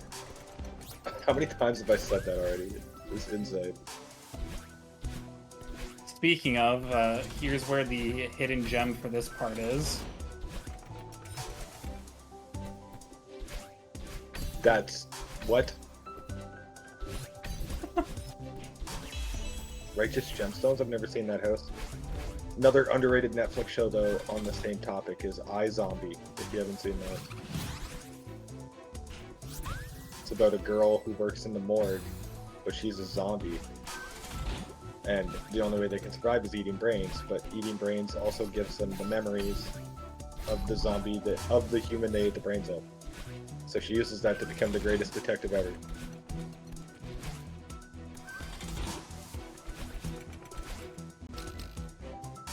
I think, yeah, there's a berry up here.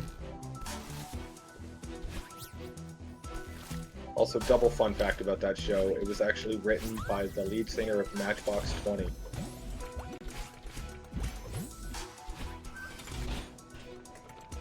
And they actually do a performance in the 3rd season. Hidden berry up here. That one's a little bit more findable, I think. But some of the ones you've already gone to in this, I'm like, yeah, not a chance. I think when it comes to A-sides, other than the section in the hotel where the music changes, this might be my favorite soundtrack in A-sides. This one kind of goes hard. Back here with a berry.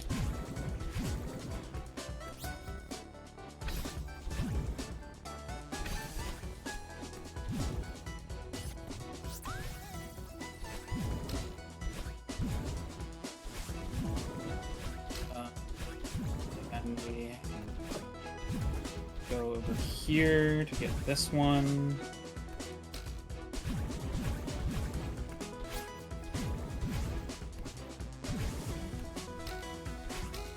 Also, I don't know if you have chat open, Amber, but Kane has asked, have you done the Mario Brothers thing yet?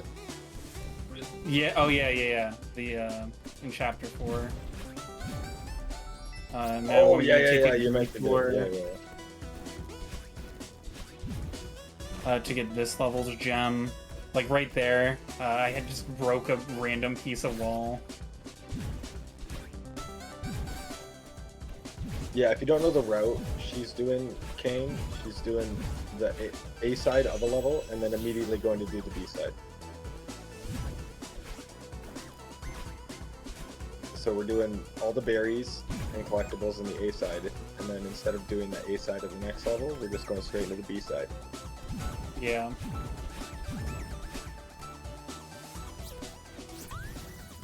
I don't know song names in this game, King.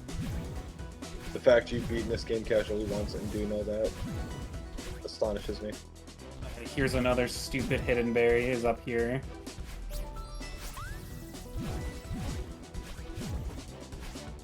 Yeah, that one's kind of dumb. Not the dumbest one, but like some of these I could be like, yeah, maybe find that in a casual playthrough. But then there's a couple where I'm like, yeah, not a chance. Show me the game facts.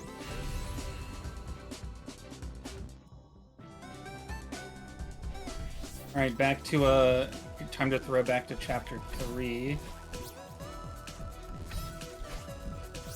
A sentence that nobody ever wants to hear.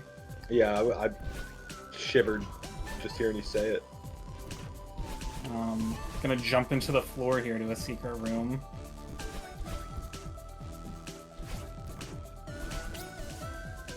Yeah, that's the what makes this chapter take so long, is it feels like every room has a secret room within it, including this part where I found a secret room and there's a secret room in the secret room. Yeah. What I've learned from this, the motto of 100% is, will this drop kill me? No, probably a berry down there.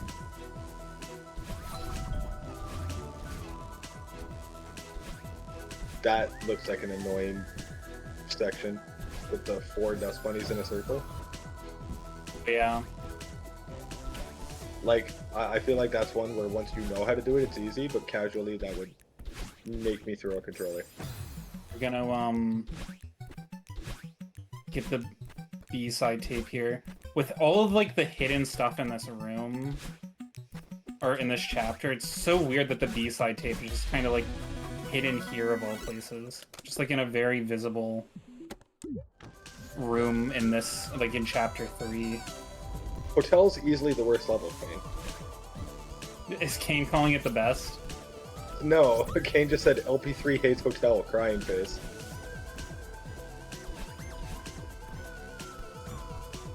It's not that bad, he said.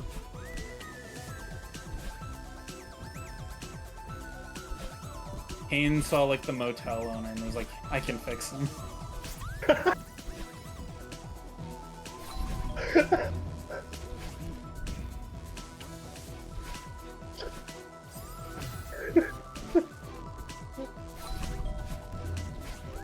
He's just going through some stuff.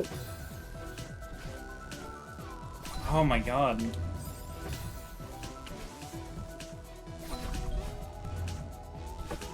Okay, I'm just gonna play it safe here. Is hotel So like here's chapter the 3 with the gem. green-haired guy? Hotel's the level where the flying head chases you at the end.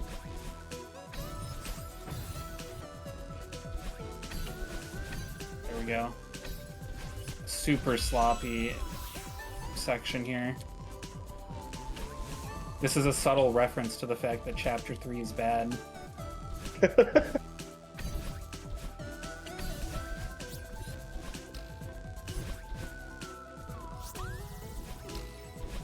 I've beaten it too, host. That doesn't mean it's not bad. I've beaten the game. Some levels are better than others. It just so happens this one is bad. Wait, do I... The way I see it, in my opinion, is if you develop what's supposed to be a difficult platformer and then you have a level with cycles in it, that's automatically my least favorite level. Pink Cloud level was worse? No, me and Amber already went over how that level's That's my favorite. pretty dope, yeah. The one with the wind, that level's sick. I don't think it's my favorite level, but it's definitely like top 2 or 3. I like that level. I like, Why did I would go say the here? first level, but that's a cop-out. First level's quite boring, but I do like the actually abandoned don't- like city aesthetic to it though. yeah. Okay, this... Oh no, we're here. We're not. Once you understand the timing of the clouds are not bad at all. We're gonna get And- the gem to start here.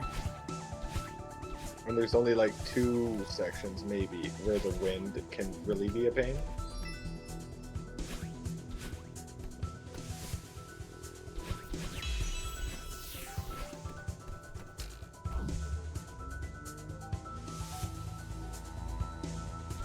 There's a level, I don't know if you've done it yet, I think it's here, where the crystal heart is like impossible to miss on a casual playthrough, but I had no idea how to get it. I think you're thinking of like chapter 3. Like it almost looks like it's stuck behind something. Oh wait, no, yeah, I know what you're talking about. It is this chapter. Yeah, I thought it was Summit. Like I remember I found it on a casual playthrough and I was like, I have no idea how I'm supposed to get that. And now it makes sense that you're collecting all these gems to open it.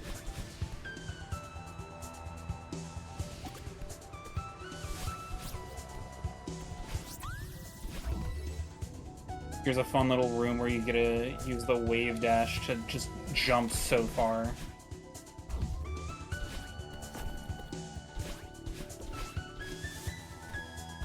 That was crazy. I don't know how you didn't die there. Okay, now I go. Forgot the route.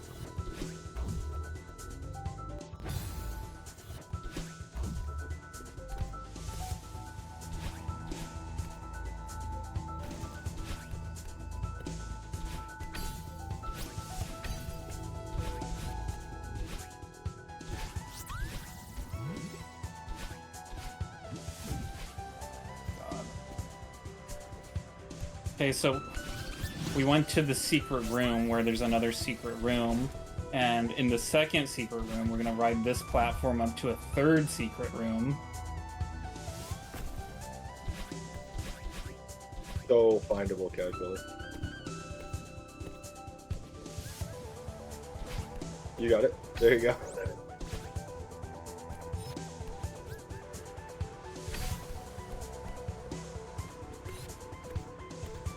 I touched the ground there, but it let me keep going. Crazy.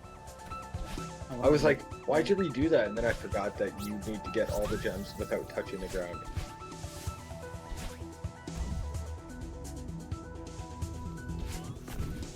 You know what my favorite part about the SHARCOM schedule is? Celeste, for right now, says Celeste and then category 100%.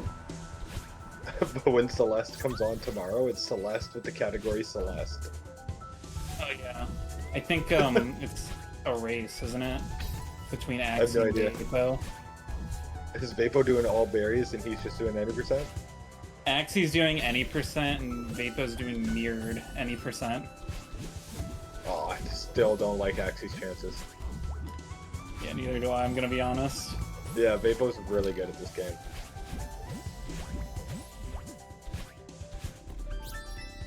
Yeah, there's a speedrun strat I actually learned for the first level where that involves jumping off the spikes. Oh yeah, where you have to like drop down onto that one.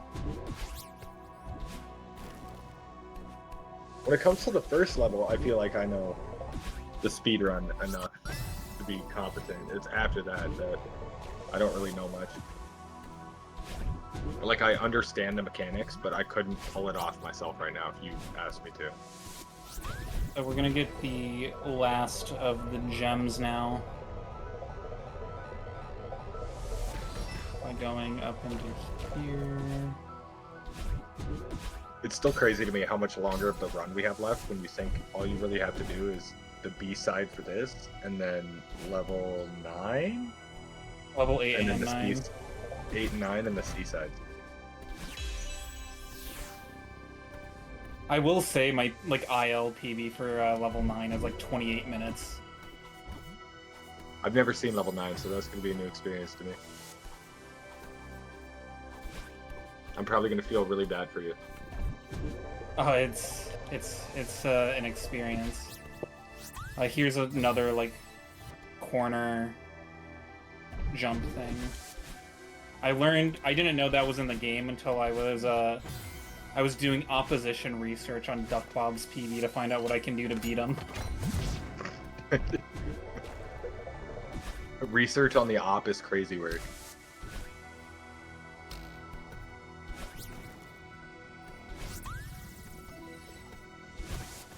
I don't think I've seen level 8 either, to be honest, because I think the last level you play casually is Summit. Yeah. Yeah, any percent ends at a Summit. Yeah, so I don't think I've seen 8 or 9. I think one of my favorite techs in this game is the momentum boost you get off those moving platforms. It just looks so sick. Right. Oh, right here is the skip I found independently by myself right there. On my casual for some reason I like, opened one of the doors. You can go under both. Yeah, that little pillar that you're supposed to unlock. On my casual playthrough, Amber was watching me, and I was like, I bet you can jump through that. And then I did it, and she was quite surprised that I knew you could do that.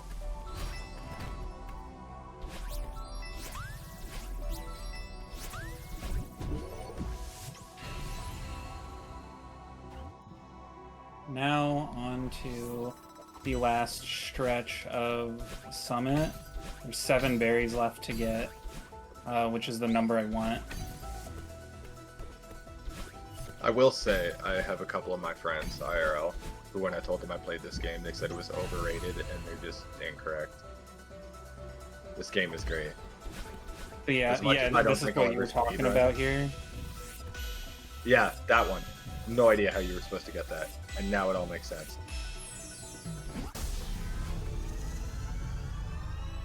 Like, that one is quite hard to miss casually, I think, but I don't think many people casually would have known how to get it.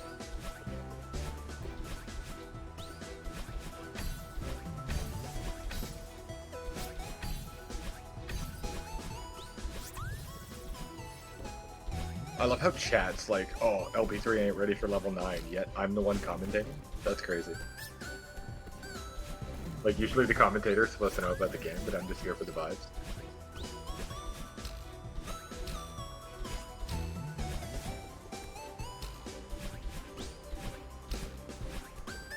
I just wanted someone who I knew would be in a like friendlier time zone, who has at least some level of knowledge about the game. Oh yeah. And because we're best buds. Yeah.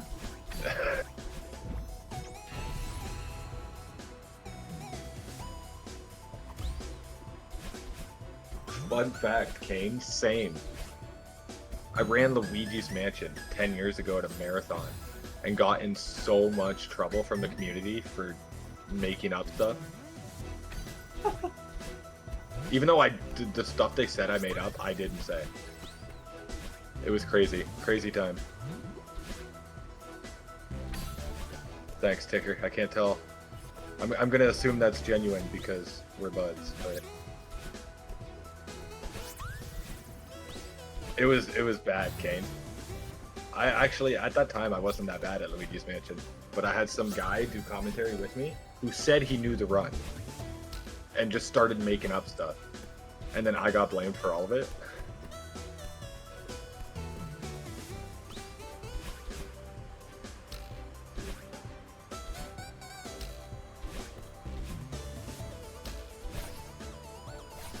So there's only one berry left, and it's like towards like one of the last checkpoints. So it's underneath the hotel owner's couch. yeah. So I get to just kind of chill for the next couple of checkpoints, just playing like I normally would in any percent.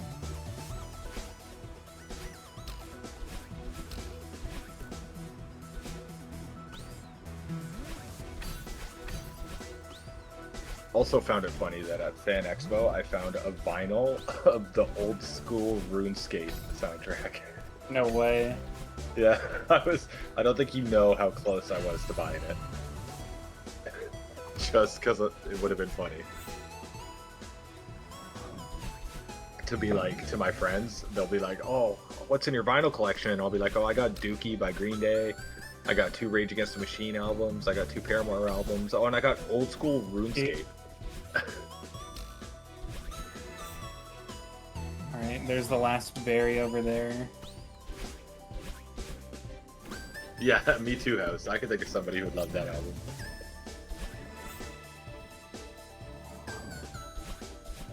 I was looking for one vinyl in particular because it was like a fan expo. They would have like some video game soundtracks.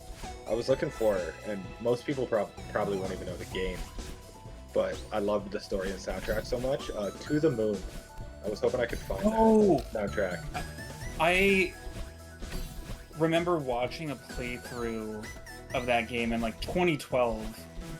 Yeah. And I really liked it, and it's been in my Steam library for so many years. It's a on masterpiece. backlog. Right, For how like is simple. Hell yeah. Now time for the Hondo. Yeah.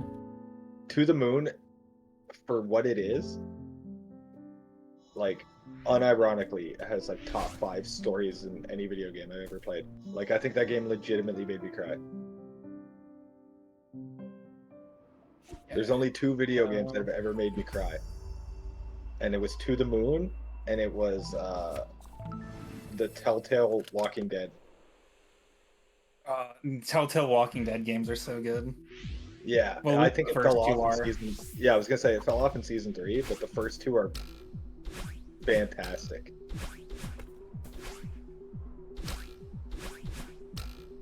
Were you did you pick at the end of the second one? Were you who did you go with? Oh, end of the second one? Yeah. Because the option was that one chick and then Kenny, right? Yeah. It was yeah. I clearly went Kenny. Yeah, I went Kenny as well.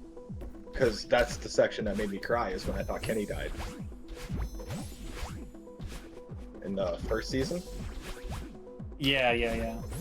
Yeah, that was the one section in a video game that's made me cry.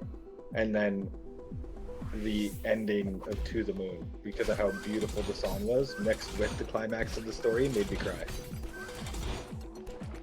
Anybody who wasn't a fan of Kenny when you were playing the Walking Dead Telltale games just didn't have a heart.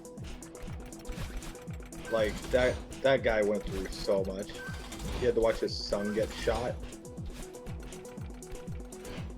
And then his wife.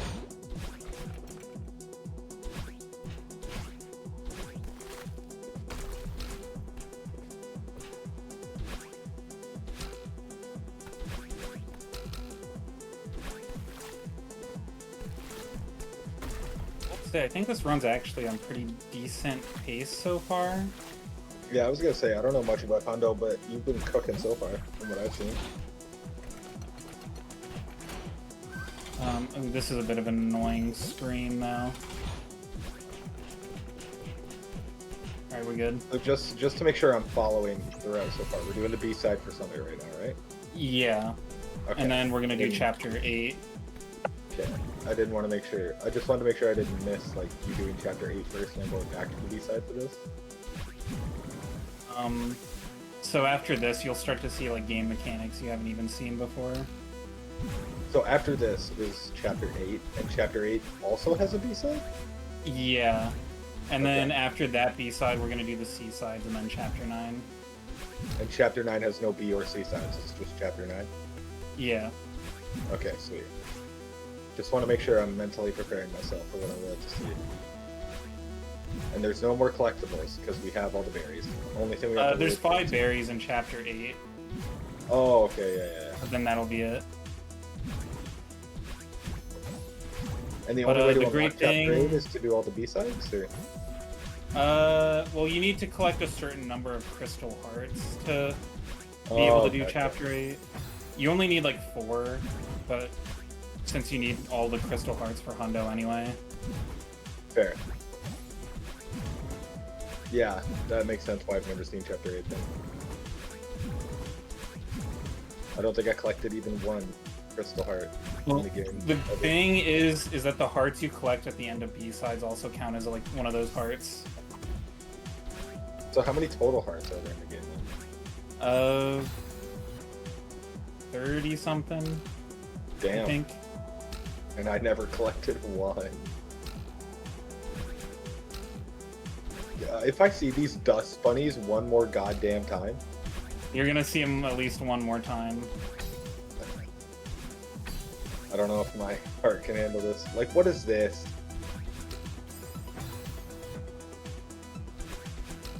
I will say, I really like this remix, though. Yeah. This right here is one of the worst rooms in the whole run for me. And it's not even the worst room of this section. They're not that bad, Kane says. Are you seeing this right now? You're giving off real masochist vibes right now, Kane. Hey, this right here, top 5 room in the whole run for me.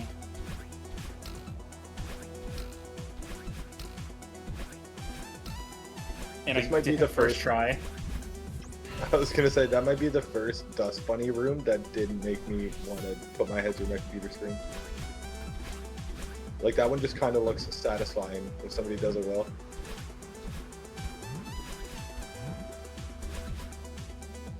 Like, this doesn't look that bad.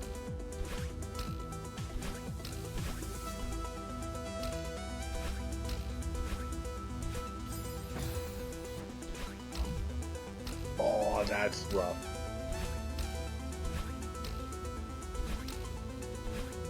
This is another one of those rooms to me that doesn't look insanely difficult, but one mistake and you lose so much time.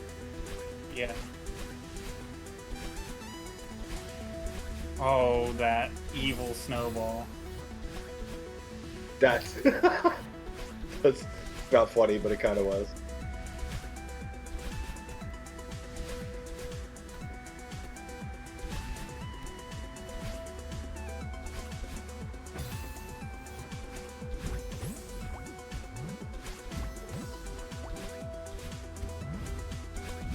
That was crazy. You just sort of passed the baton to that bubble, but didn't hit it. Oh my god.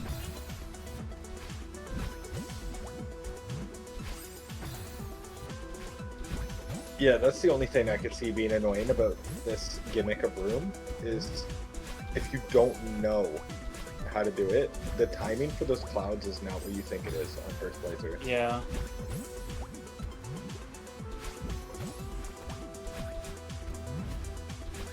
Like, you gotta wait way longer than you think for that cloud to give you the appropriate amount of height. Okay, there we go. Could have been a lot better, but could have been a lot worse.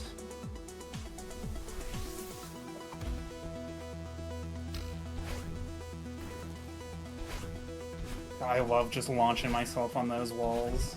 Usually when I do house, and obviously I'm not the expert of Celeste or like even a remotely good gamer, is I wait for it to be at the bottom. Like, usually you would think you'd want to hit the cloud second you land on it to get the full jump, but I wait till it pushes to the bottom and is about to go up. And that's when I hit jump, and you should get the momentum. But yeah, I think waiting for it to move up would still work too. But I don't think you'd get the full extent of the momentum. This is a pretty fun room here. I always loved this gimmick still. I don't care. I don't care if it's a hot take. The gimmick of the dash platforms is kind of sick.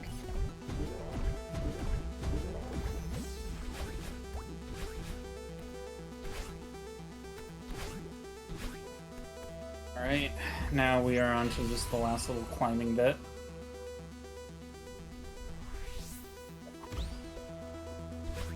There's 20 checkpoints here, and then get the heart. Yeah, for those who didn't notice until somebody smarter told them, aka me and my casual playthrough, these little signs you see are telling you how many more checkpoints until you're at the top of the summit.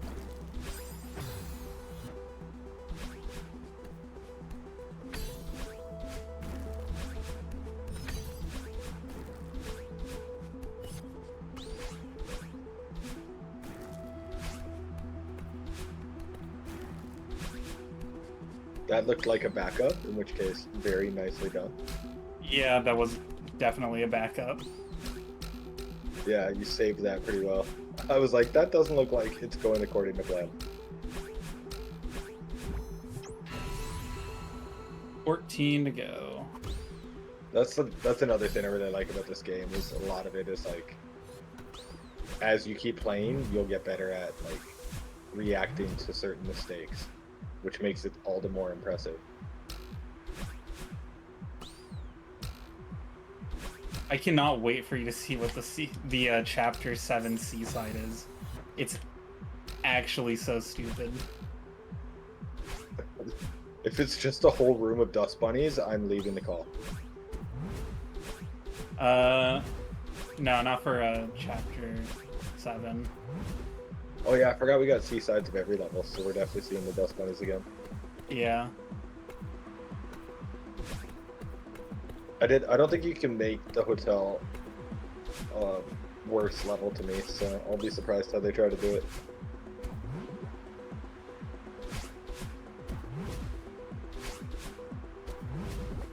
Like, it's not even a relatively hard level to A-side anyways. I just don't like it.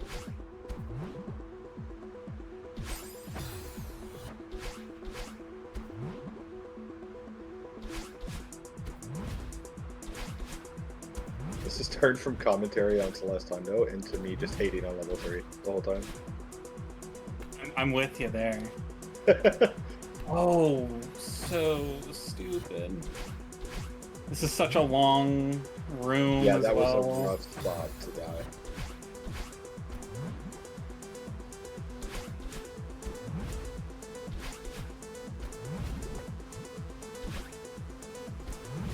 The estimate's quite small on my screen. You gave 320, right? Yeah. Okay, I'm just checking. I don't think you're remotely gonna be close to going over that. I was just curious what it was. Yeah, right there, that bird just gave me a hint for a trick that I've been doing the whole game to this Is point. it wave dashing? No, it's jumping as you go dash directly up into one of these walls. Oh, like that?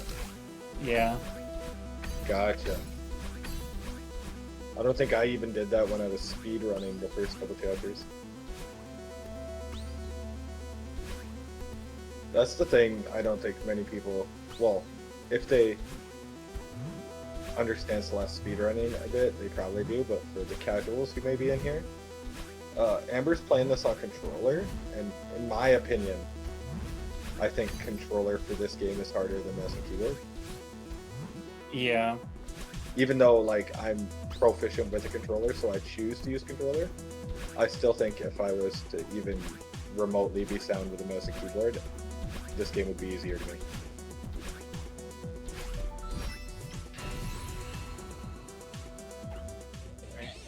So that's the summit. Now we just got to do get like the heart. This room can be a bit of a pain. Oh, this looks. But it's a pretty consistent rhythm. I just need to remember the rhythm. That's just it, though. Like the precise dashes you see Amber doing are way more volatile on a controller because of the use of an analog stick, which is why I find it more impressive. There we go. All right, off to chapter 8 now.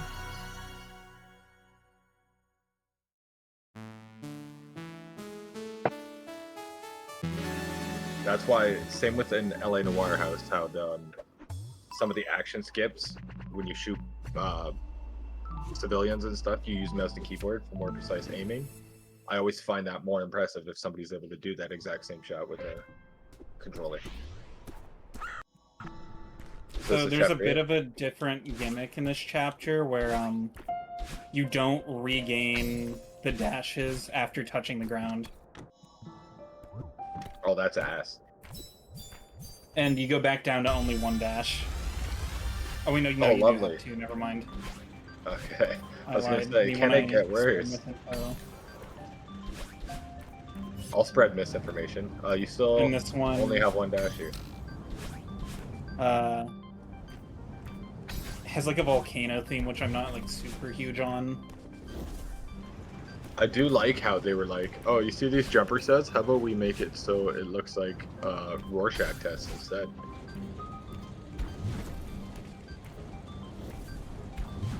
Like, who just took the gems and was like, what if they look melted? Yeah. But I guess it fits the volcano aesthetic. Never mind, I'll take it back. I don't hate that choice. I kind of like it. And then you have these little platforms that are a bit goofy.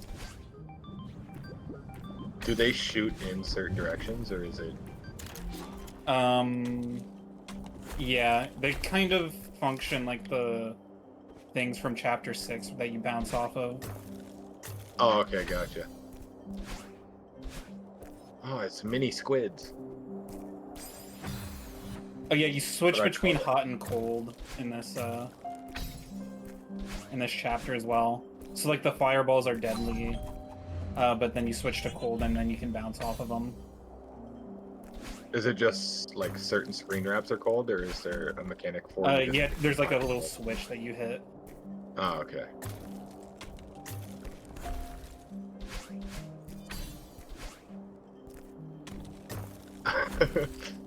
Solid joke house. I don't know if you have chat open if you want me to relay messages. Nah, yeah, what was it? He said, the Katy Perry technology. Oh yeah.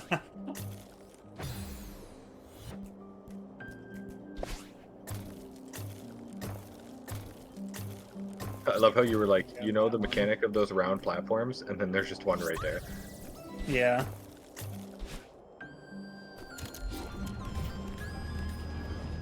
They also turn hot in this level if it's warm. As you can see, it's red and then it turns blue after I hit the switch. Which is kind of cool. Oh, the circular platforms too? Yeah. Oh, I didn't even notice. I wasn't paying attention there.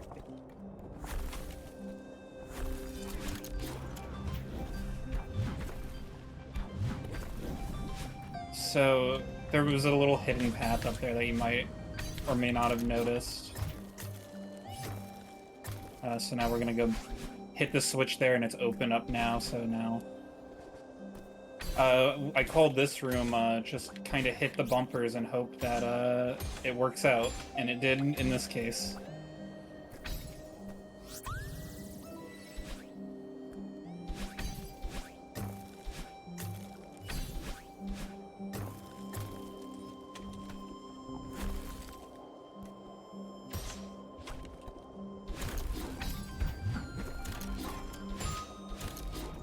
And then there's a berry up here, so we only have 2 more left to get, and one, I believe, yeah, is accessed via this room.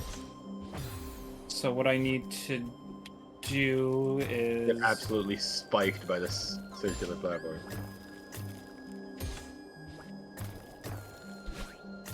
Climb up here after turning it hot, and the berry is right here. Is there like something blocking you if it's cold? Yeah, it's like Okay. frozen in a block of ice. Gotcha. Like the berry is, or the entrance into that? The berry is. Okay, so you could still get up there, but then you would just be like, hey, look at this berry I can't get. Yeah. Tragic. There we go. So we only have 1 berry left in the whole game. Or I guess there's the moonberry, but that's so out of its way that it, like, genuine, like, cry about it if you forget about it somehow.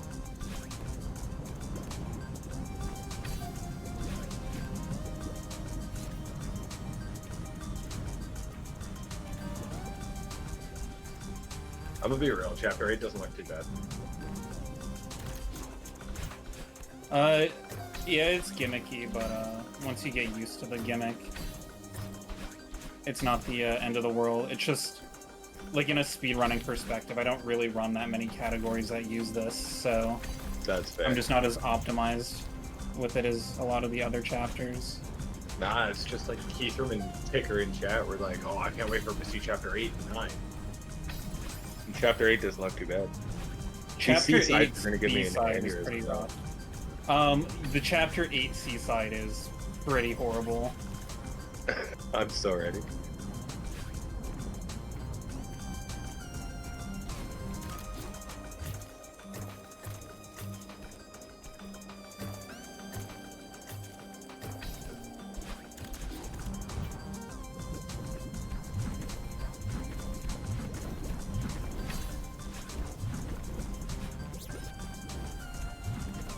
And we are done collecting the red berries for the rest of the run.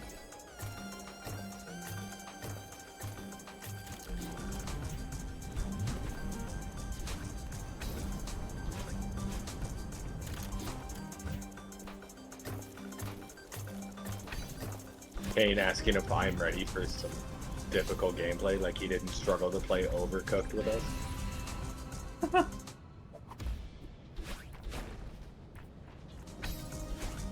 Now we got horizontal death comes up from up and below here.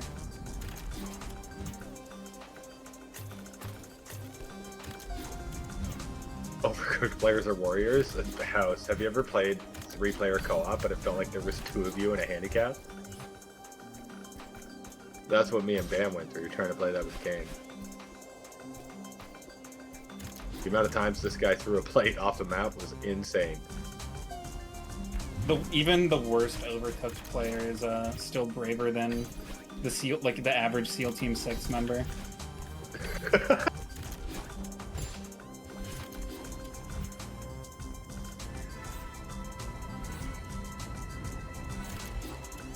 Oh, I love the flying mechanic. Yep, have fun flying through all this fire. Oh, that's dumb. What are we doing?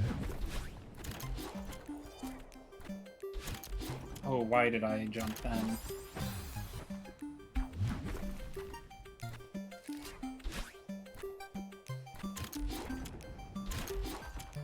Oh, why did I jump then? What a save. Oh, not. Almost saved it.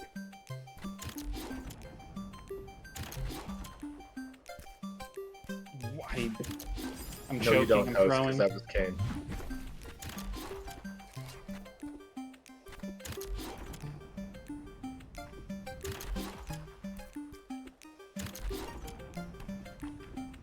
Okay.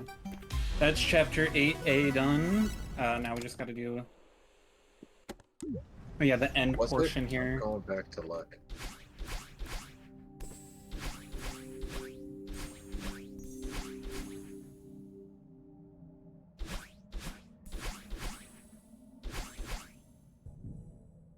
Okay.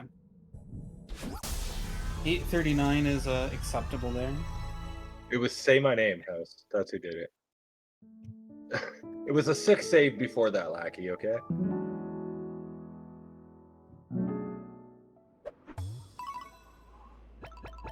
Alright. Only 12 deaths there. That felt like way more deaths. I'm gonna be real, I thought you died way more too. If there's farewell. Alright. The last of the B-sides. And this one is pretty tough.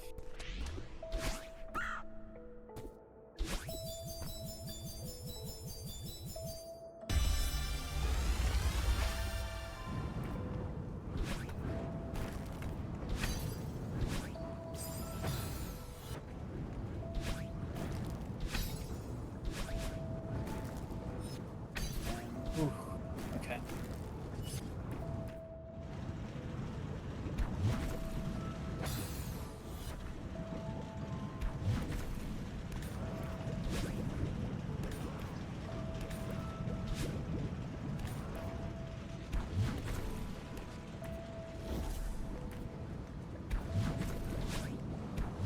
So we gotta hit this one and then go back now.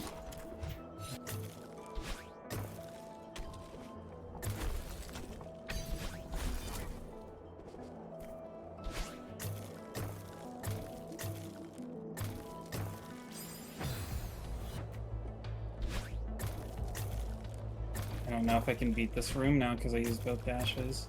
Nope, we're good. Decided to, in spirit of commentating an Amber run, try to do the French Wordle today, and I'm struggling right now. Oh yeah. I figured out it started with an E and it has an N and a T in it, but I can't think of a fucking French word. Oh, this is one of the worst rooms in the whole run right here. I'm ready. Okay, This looks... This reminds me of, I don't know how much people know about Super Meat Boy, but I think it's the 5th level. Has a similar, like, aesthetic to this and, like, gimmick there, where you have to actually stick in between two, like, things that'll kill you. And just follow the cycle around. The hard part about this is you have to hold on for so long as like just climbing. Yeah, that you... And you just don't have the almost climbing run out of stamina it. that you need. I definitely just threw right there, though.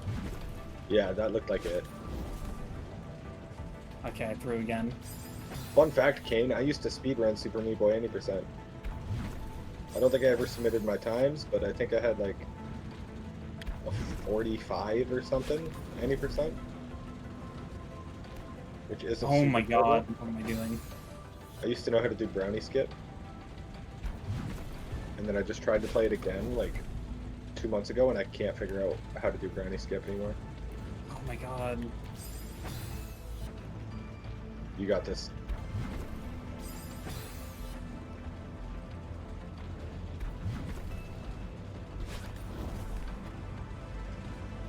I'm I'm assuming gonna you're have waiting at stamina the anymore beginning. anyway. Yeah, I'm trying to like get a You're waiting optimal for the cycle. perfect cycle. Yeah.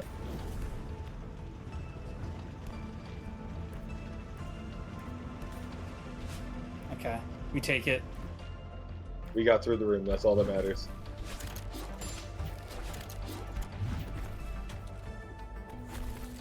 Yeah, I feel like as you get onto the more difficult levels, unless you're at like top tier level, you just sort of, if you get through it first try type of deal, you take those.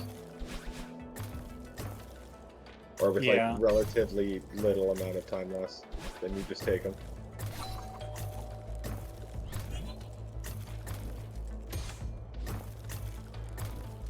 Oh, I thought you were so going right close. into those spikes.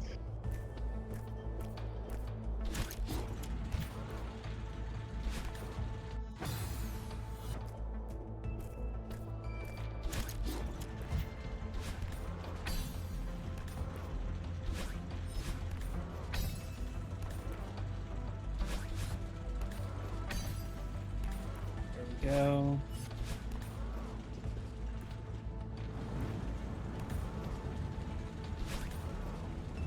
Oh, I forgot I had another dash there. By the time I realized, I just did not have a path.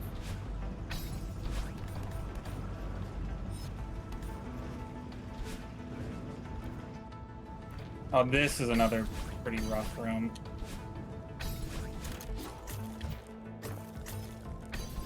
Oh, I got myself killed there for no reason. In slightly better news, Amber, I got the French word on 4. Oh, nice.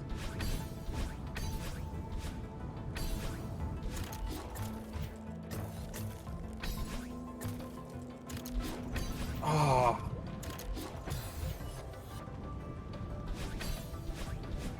We're just vibing. It's a late night run.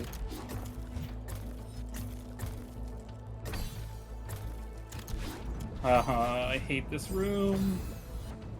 Oh yeah, this is ass. I'm not gonna lie to you.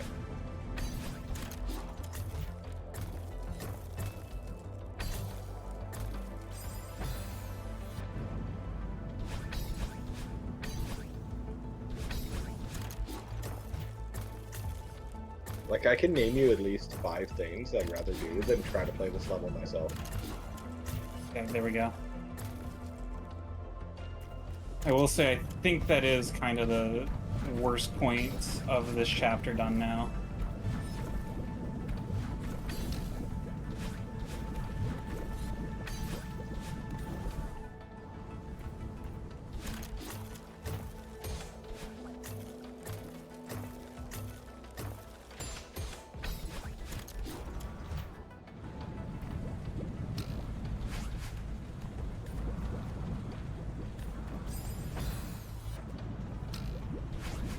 So, House, what are you doing up at 5 a.m.? I just realized what time it was for you. I've heard of this French word, but I have to Google what it means. Can't wait to do the Wordle myself. I knew that word was a French word. I didn't know what it meant.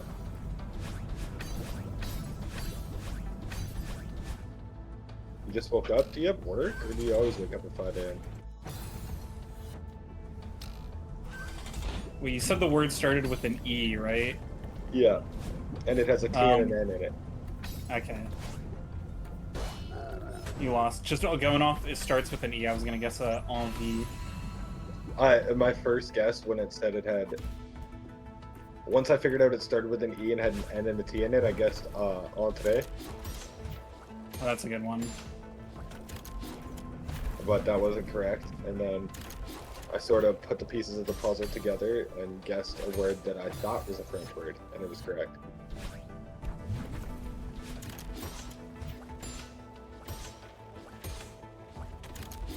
If I tell it, here's the real test for Amber's English, Amber's French. Everybody in chat, I'm gonna tell Amber what the word means in English, and see if she knows what the French word is. The word in English is tin. Yeah, no, I got no idea. Yeah, I didn't know what the word was in French.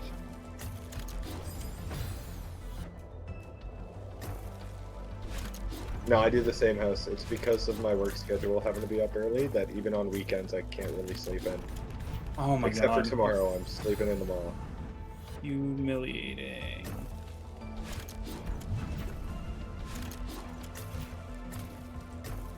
So would it's hard to explain, but is it possible to do that whole room other than the ending without ever turning them back to fireballs? I don't know. Because I feel like if you could get that set up, that would make that a little bit more forgivable, but I feel like the real stressful part of that room is when you change it back into fireballs and then try not to land on them.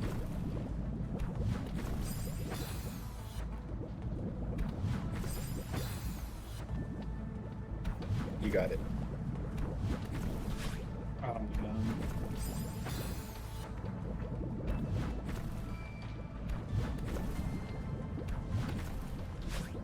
crazy to watch somebody who speedruns Celeste do Chapter 8 B-side, because it just sort of looks like me doing Chapter 5.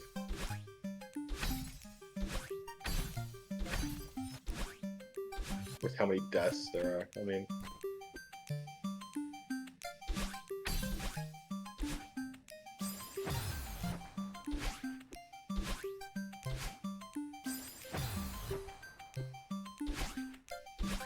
Okay, I gotta stop being greedy. Especially with these difficult levels. I feel like the play is definitely just to be patient and get through it.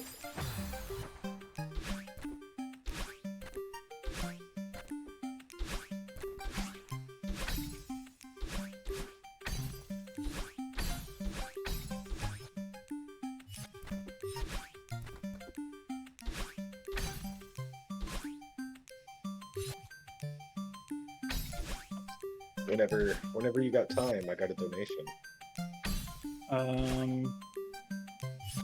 No rush. I just happened to turn on the donation page and noticed it. Oh, you can go ahead. Alright. $9 US from Kane, California. That says, this one goes out to my fellow North Americans in the Shark community. Okay, rest of you are cool too.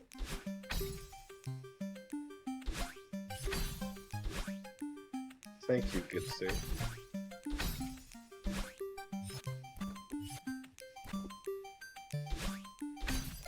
My god.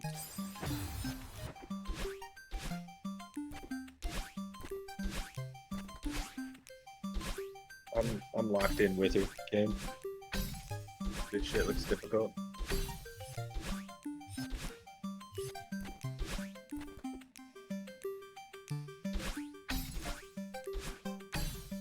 Oh, it's so frustrating there. I bled minutes That's to this a room at this tragic point. one.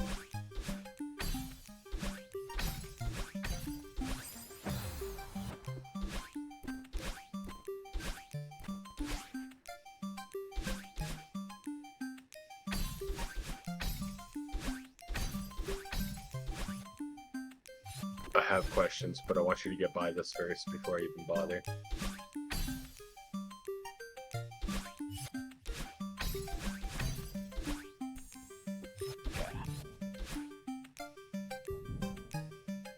Let's go!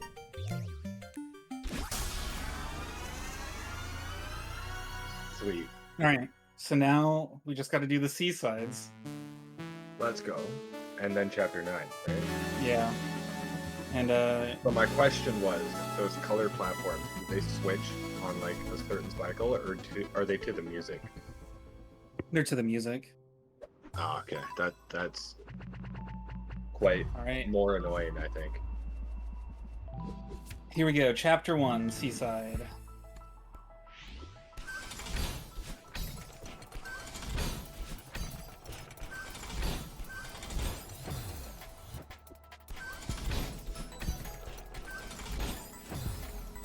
So yeah, as you can see, these rooms are pretty stimulating, to say the least. But on the bright side, there's only 3 of them per chapter.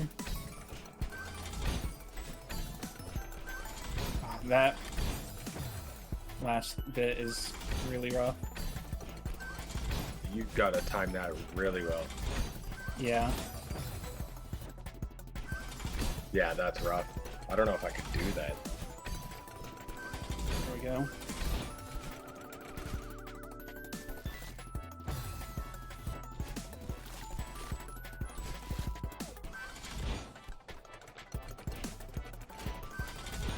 The thing that's This really cool about room these as guys, well. to me, is that in order to, like, it seems like in order to pass some of them, you basically have to do the speed strat mechanics. Yeah, I mean, yeah, they're pretty rough. They're definitely a lot easier if you do them. Well. Damn.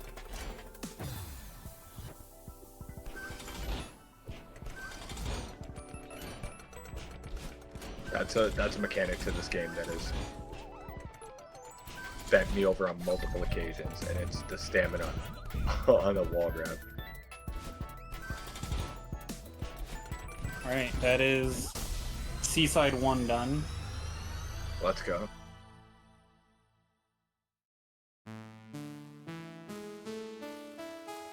My favorite level, done. Never to be seen again. Sad. Pour one out in chat, boys. Alright, chapter 2. From what I remember, this one's actually, like, not too bad.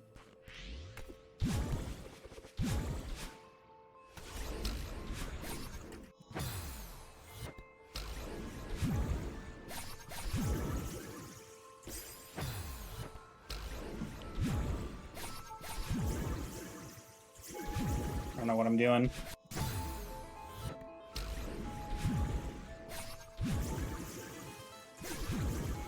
I forget the way to do this room.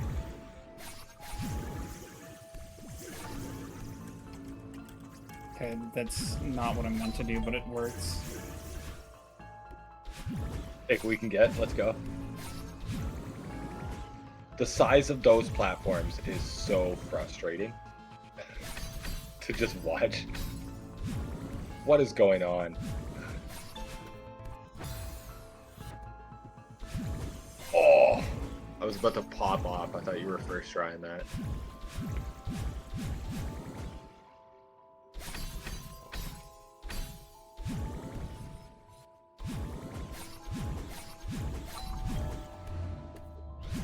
Okay.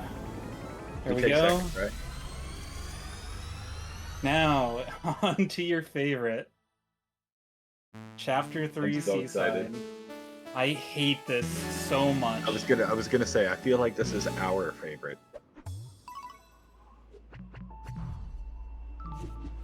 First, we get to start off with the worst thing you have ever seen.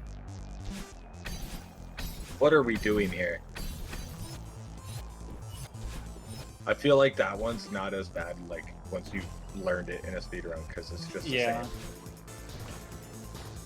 But, like, looking at that from a casual perspective, it's just buns. Look who's back. Oh, And boy. look how much time he gives you before he just goes right for you.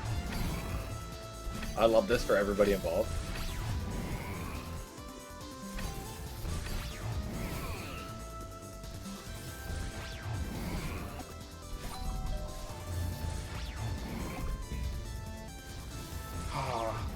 If I first tried that, that would have actually been crazy. Oh, I think if you got the jump reset, you might have been able to, but...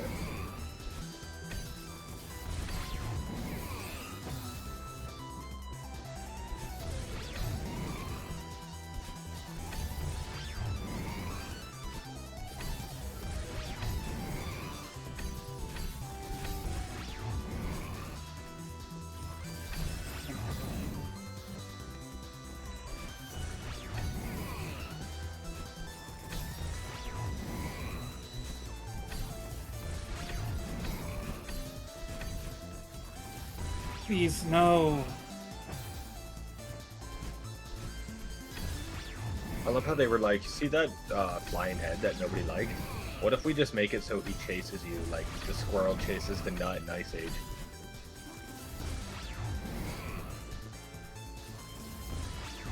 Let's go.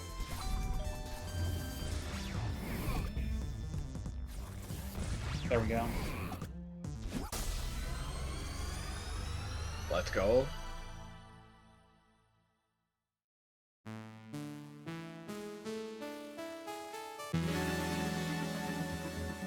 I do like how the ending of this, well, like, other than Chapter 9, because I haven't seen it, is, like, way shorter in comparison, but way more difficult, in a sense that, like, you're just, like, speeding through these, but they look insane.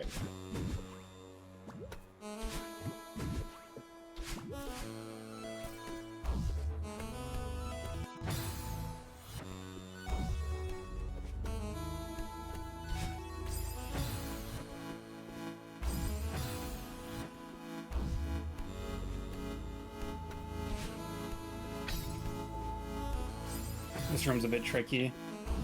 Yeah, that looks kind of tight. I'm just you gotta keep constantly jumping over this thing, and I keep screwing myself up by going directly up on the analog stick so I don't go anywhere.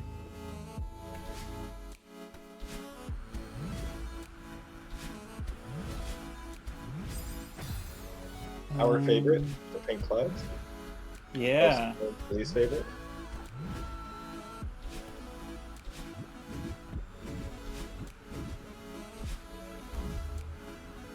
The clouds are not bad at all. Kane, that sounds like a skill issue to me. That's kind of nuts.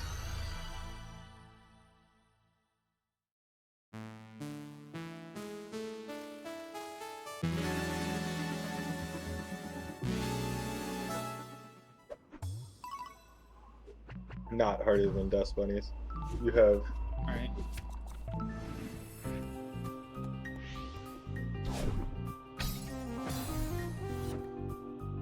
my favorite remix music. Yeah, hit me with that jazz.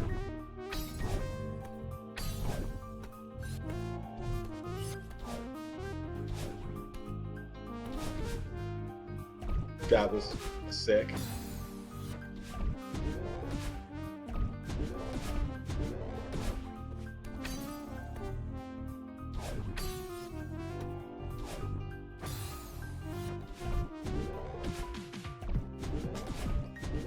I sense a pattern in these seasides where it's like the first two rooms are quite short and then the last one's really long.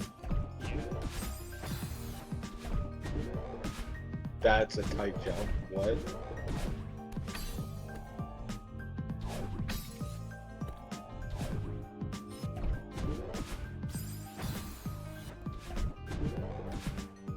I will say I'm curious, do you have a timer going for yourself? Yeah, it's in the top left of the game. Oh, true, okay.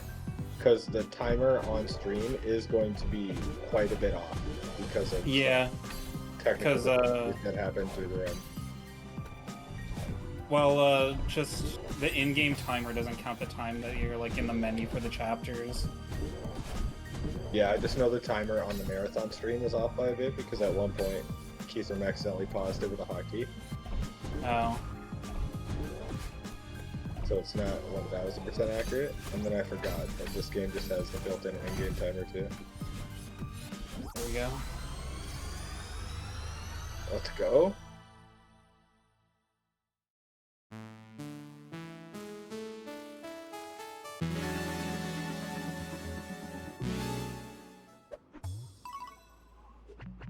Alright, chapter 6.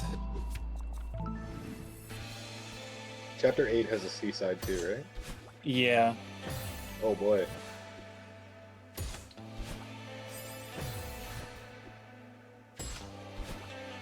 Wall grab, please. There we go. Alright, time for some more dropping stuff. Or dropper stuff. Everybody's favorite feather.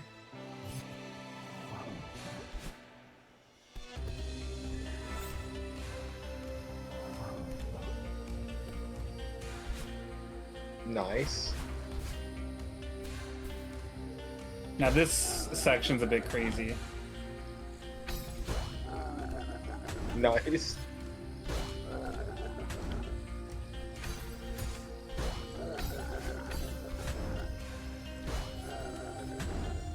Yeah, that's sick. I'm not gonna lie. That was sick. Good work.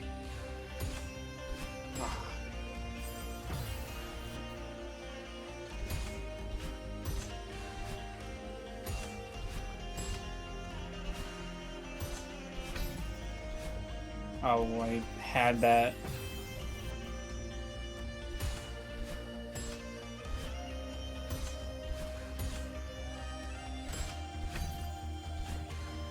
There we go.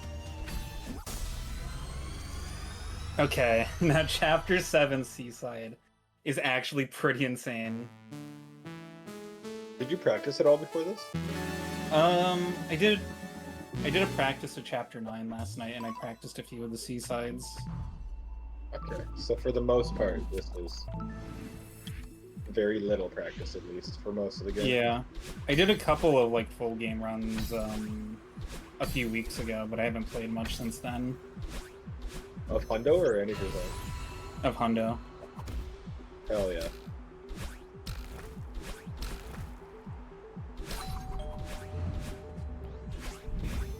Right. Here we go. Kane has a- This Kane room has is a fun crazy. tomorrow. Oh yeah, I remember seeing this one. Cause there's a YouTuber I watch. His name's Shawnee Do. I don't know if anybody's heard of him. But he does, like, his whole channel is basically him 100%ing games. And he did Celeste. And I remember him having an absolute mental breakdown with this level.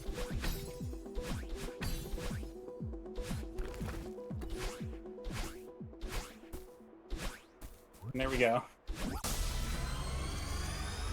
Clean.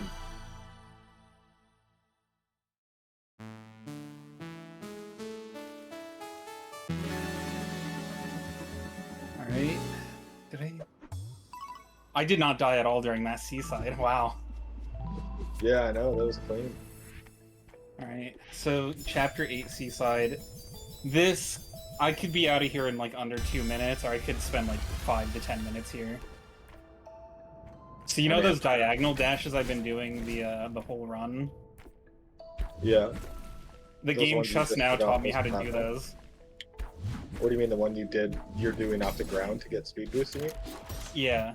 That bird that I just passed a second ago that said something, that it was telling me how to do those. Oh, so you were expected to go through this entire game so far without knowing how to do that. Yeah. Nice.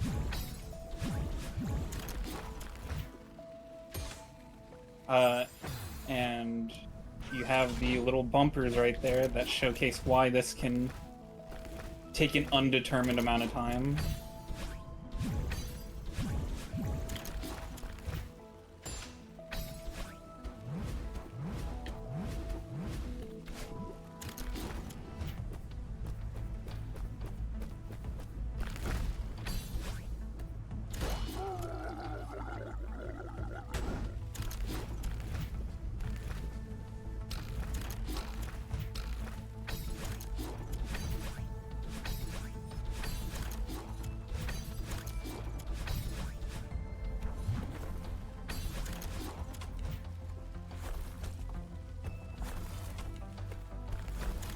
Please.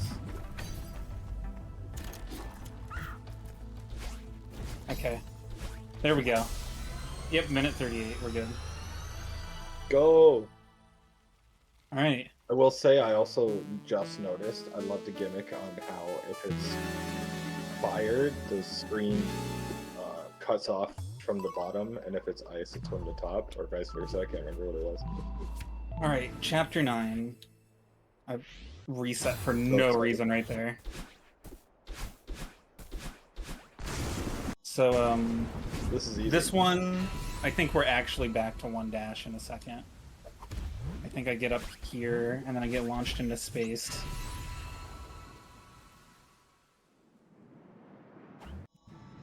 Alright. Yep, back to 1 dash. Now we just gotta do this whole chapter. Nothing but complete it and get the moonberry at the end, and we're done. Let's go. I have a feeling that's easier said than done, but Yeah.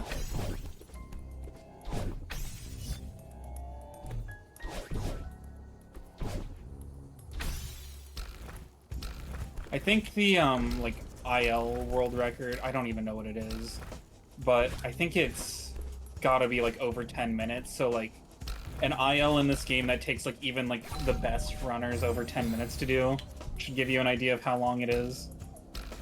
hell yeah.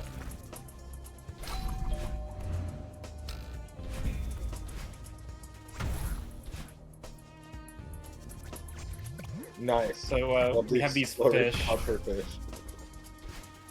They're one of the gimmicks that we have here.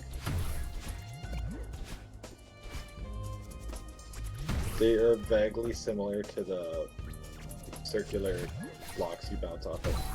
Yeah.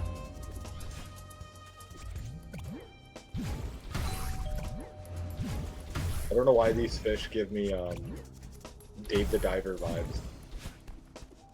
Whoa! I fucking launched into there.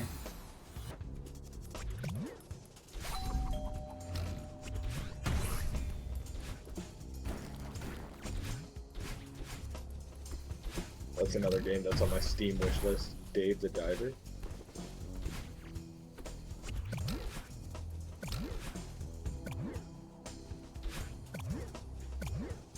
I kind of like this level so far. It's kind of cool. Yeah. It gets a lot harder. Yeah, so the like pink little It's like gems double there, jump, right? those give you double, yeah. Yeah. So welcome to another gimmick. We have these like are they like stingrays or they like, oh no, they're jellyfish. They're jellyfish. There we go. Yeah, I was like, those are Remember my jellyfish. aquatic life. Good thing They you're like not a act as marine like biologist. parachutes.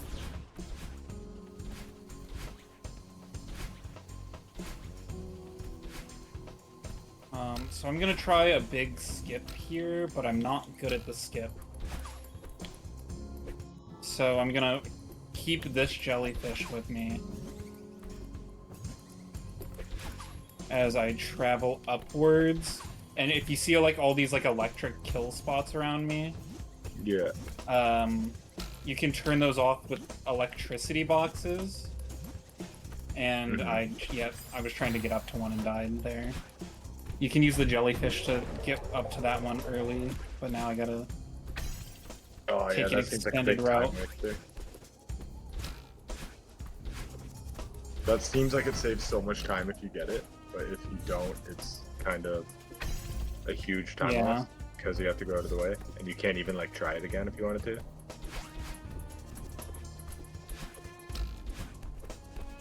So now I gotta go all the way over here, pick up this jellyfish, and we're gonna just kind of sail around here. And then get this one. Whoops. Okay. Me when I just walk into the kill spot because I'm bored. This run was gonna end too quick. That's what it was. Yeah. What am I even... I don't even... Oh, yeah, I just can go up here now. So now we gotta collect 5 keys in the area. They're in these little rooms. And you'll start to see where the difficulty ramps up in here in a minute. I'm just gonna chuck that one.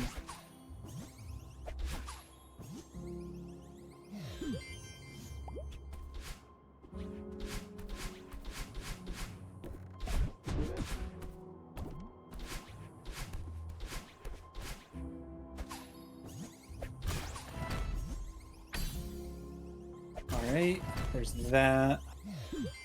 That's 3, so we need 2 more.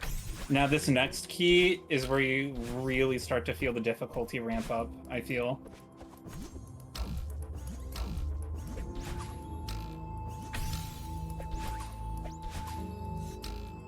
Go. This is dumb. And then the last one is hiding up here.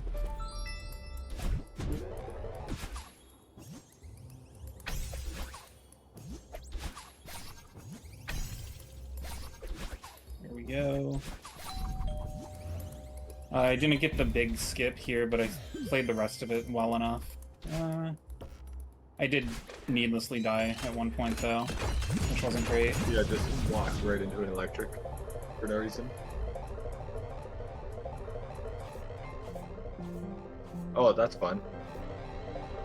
Imagine Yeah, if you that's, had to go through all that. Those can't kill you in the bubble. Or, I mean, it's timed in a way by default that it won't kill you.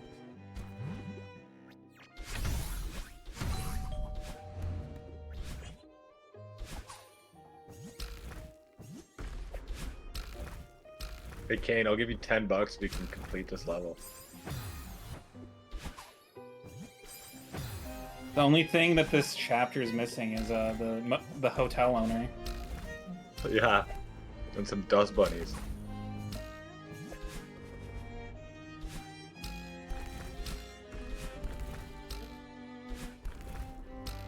Hot take: hotel owner, top 10 worst characters in video games. Yeah, he's got to be up there with the likes of like Eric Sparrow from Tony Hawk's Underground. Yeah. Or what's her name from Resident Evil 4? Oh, Ada. No, the one that follows you. Yeah, Ada. That's not Ada. I mean the one that like you have to leave in certain spots, and if she gets Oh, taken, Ashley. Yeah. Okay, yeah. I don't know how I forgot about her, given that she's like the plot to the game. Yeah, I know. I forgot her name too, but.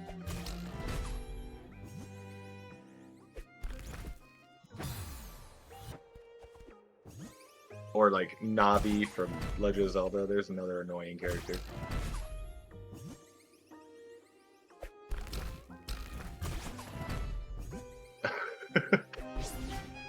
Keith just gave me PTSD saying, "Hey, listen" in chat.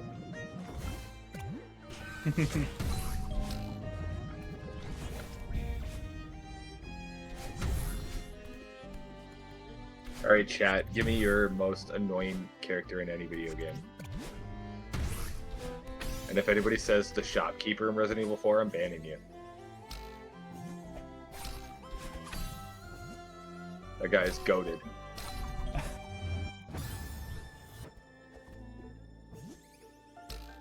It's one of my favorite lines I've ever said in a rap battle, is I told one of my best friends he sounds like the Resident Evil 4 shopkeeper.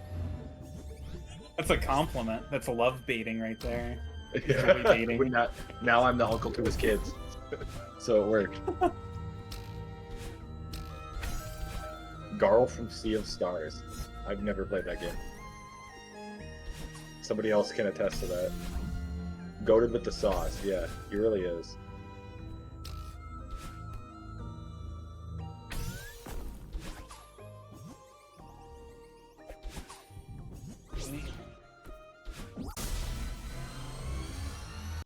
They troll you with a heart there. Love that. As now the world starts deteriorating. SpongeBob from Nicktoons Unite? Alright, where's the ban button?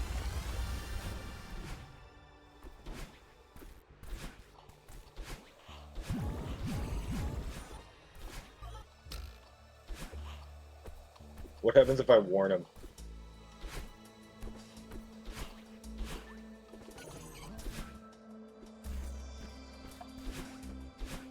Alright. Here's where we start to pick up the pace a little bit.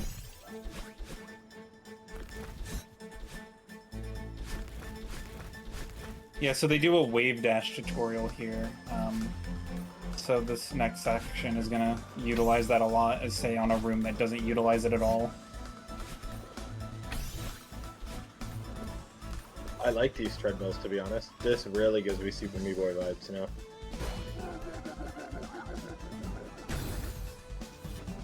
I think it's the second level in Super Meat Boy, the second chapter, that utilizes treadmills in this exact same way. Ooh, I'm gonna have a difficult time landing this. Yeah, there was hardly any room for me to land back on top.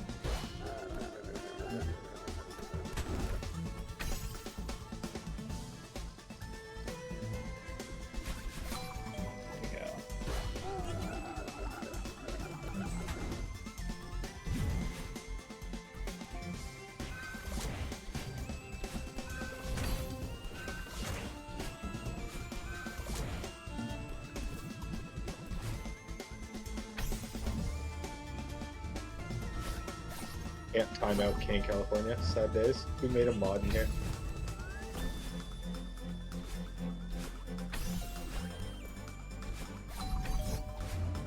Oh, that's a pretty satisfying room to do. Yeah, I don't know. That's close, Kane. I don't know which one I would say is harder casually. Celeste or Super Meat Boy. What I'm hearing is if I can do all of this, I can do Super Meat Boy. Yeah, you can. Super Meat Boy is a really fun and short run too for any percent. Like I had a 45-minute any percent time, and that's really shit. I've And there's hardly bosses seen in anything of Super that Meat Boy. game. I think my only experience with that game is I don't know if anyone here ever watched Achievement Hunter, Oh yeah. but Michael did a rage quit video of Super Meat Boy. It's funny because when I first started watching Achievement Hunter, Michael was my least favorite, but he grew on me as it went on. Yeah. My favorite was always Ray. Yeah, he's still like doing big things as like a Twitch streamer. Yeah. I just don't like watching many big Twitch streamers because you just get lost in the chat. Yeah. And it doesn't feel as interactive as Twitch is meant to be, if that makes sense. Here's a room that like stumped me for days when I tried it the first time. Yeah, what the fuck are we doing here? Also, Keithram, that's tough, because any percent Super Meat Boy might be, like, a tad easier than Celeste, but I think 105% Super Meat Boy might be a bit tougher than Celeste 100%. I'm not gonna lie. Doing all the, like, special levels and shit in Super Meat Boy is really difficult. Oh yeah, Keeson, there's some tough, like, Dark Worlds in Super Meat Boy, there's some real tough ones. And I feel like, although this game has a lot of mechanics that are difficult, it also has a lot of mechanics. Whereas Super Meat Boy is just jump. So the levels get harder, but you don't get any more abilities, if that makes sense. So there's like no real way to save yourself in Super Meat Boy. If you miss a jump, you're cooked.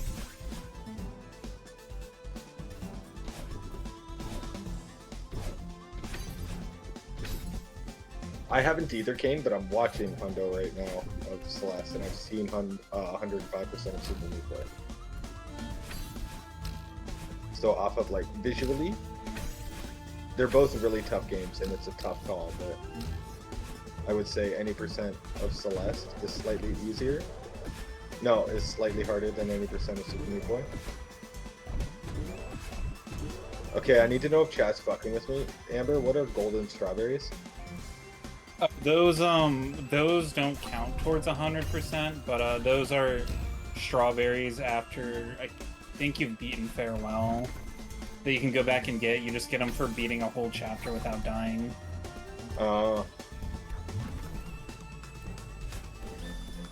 Just the A side? No, they exist for all of them. Farewell has its own golden berry. Yeah, but like you just have to beat the A side of a level, or do you get a golden strawberry for B side with no deaths too? Yeah, you get it for B side and C side. Okay, that's kind of wild. It doesn't count for 100% Keithram, so it doesn't matter. I'm talking about strictly the 100% categories.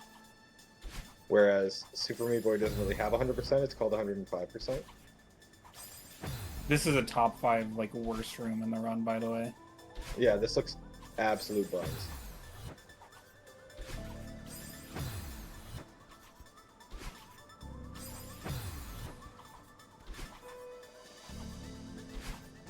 I had it and threw.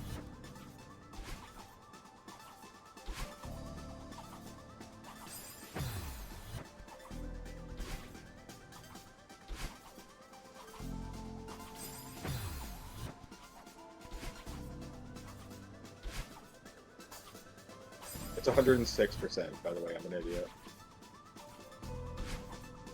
There we go.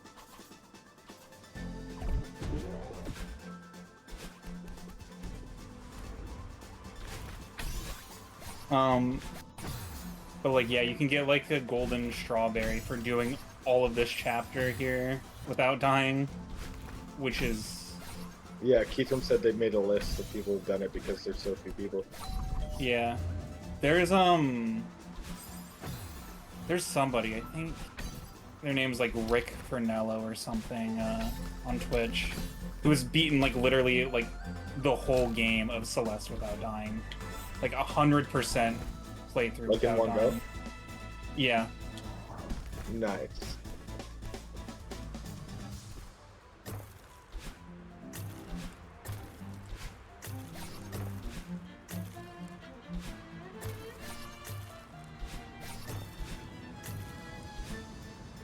That's the thing, Keithram. I'm not debating that there may be like challenges for items and whatnot that are extremely hard at Celeste. But if we're talking speedrun categories, I think 105% is harder than 100% Celeste. Go watch 105% of Super Meat Boy. It's insane. I could never.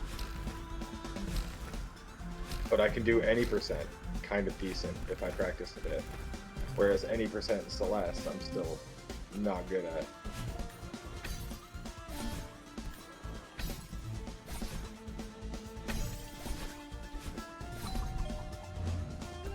I think the real difference in difficulty comes down to in any percent Super Meat Boy, you only have to beat a certain amount of levels to unlock the next one. So you skip some of the like more tedious or harder ones. Whereas Celeste, you have to complete every level, at least A side of it.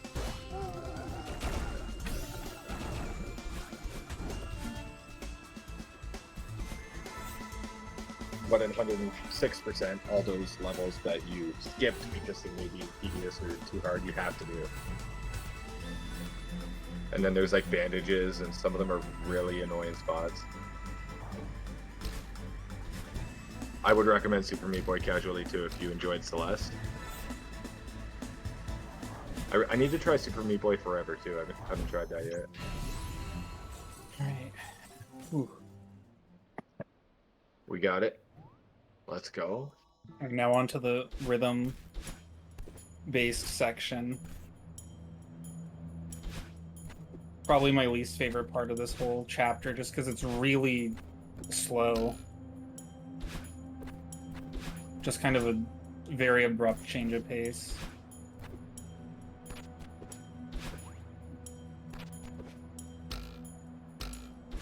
But I guess they probably just wanted to give you a bit of a break. Oh.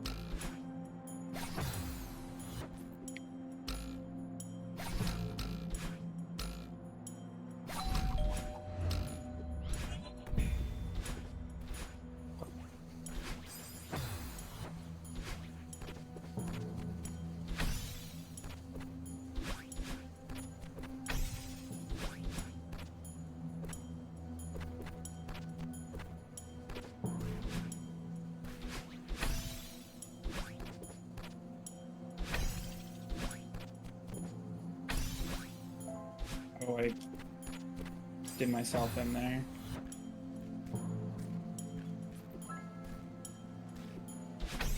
Just kind of... This is a really long room, and it's actually really easy.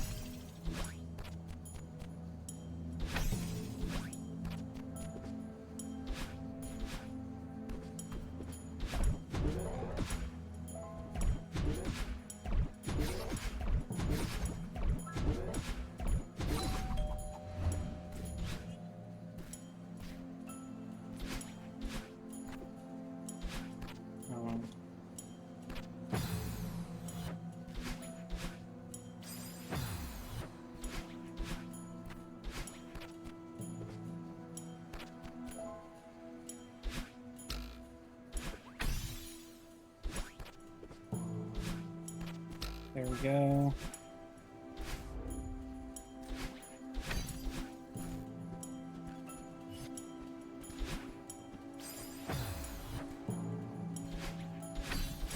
I always say that and then you die. I'm sorry. Huh? What did you say? I said that was kind of nuts, and then you died. Oh. But even before, I was like, that was a sick save, and then you died right after. I think at this point is when I would say we're kind of in the home stretch of the run. Let's go. Or of this chapter. which is the end of the run. This is I just like the get drum through and too. destroy all the boxes. We actually end off here with a blind Big Brother. Let's go.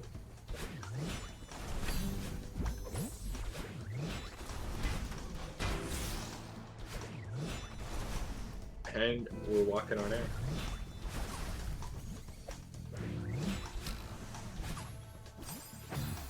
I think since the gimmick of SHARCOM is like Char runners playing non-Char games, we should end it with a non-Char runner running Char. I can have that arranged if we want to. But I feel like we'd be here all day if we made them do a full game, so we might just get them Yeah. to do it now.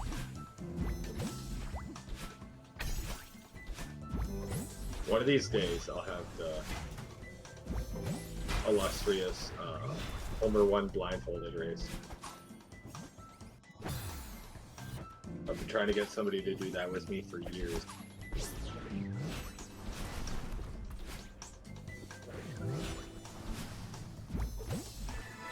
Hold on, I'm gonna hit up some contacts and see if I can find somebody who can do it.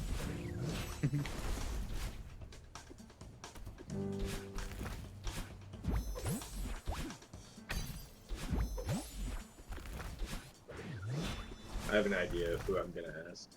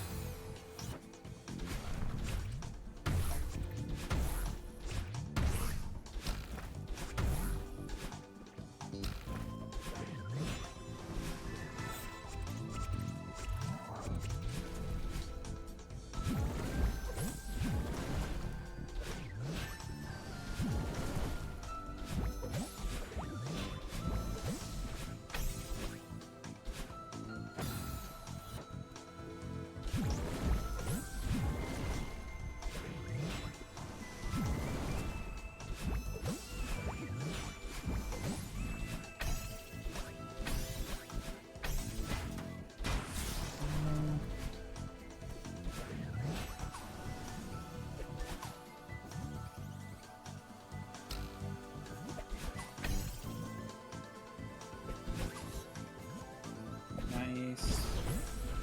There's a room I really like towards the end here, but I don't remember when exactly it is.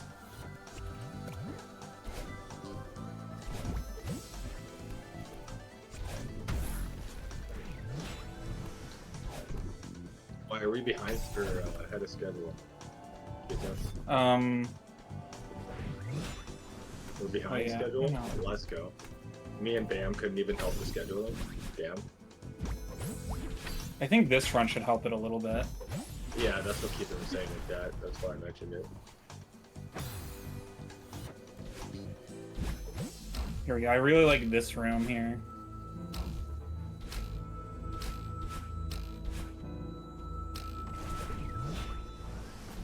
Is the next runner around Keithlin? Has anybody asked? I think I know who it is, and I haven't done it now. Oh yeah, I think Vanjie's next, right, with Call of Yeah. Duty. Fire run. I could never do it. I remember it was it World at War? It was one of them that I wanted to speedrun. And it has like a tutorial section where you have to throw a grenade somewhere. And it like teaches you, I'm gonna butcher the tutorial, but like it teaches you how to do it with like a potato at first. Oh yeah. And I figured out that you can throw the potato where you're supposed to throw the grenade and it counts. Like it just skips you having to throw the potato and then the grenade. That was MW2.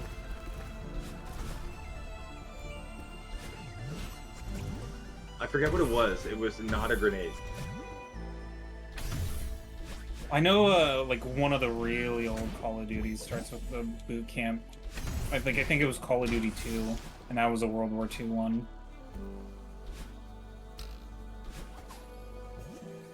I need to figure it out. It might have been like Big Red 1, to be honest. Yeah, oh, I had that game too. Yeah, I wonder how much that one's worth. Seems like all the old games I had are worth a bunch of money now that I don't have them. $20 trillion for GameCube. Yeah. If someone can afford it, they crash the economy.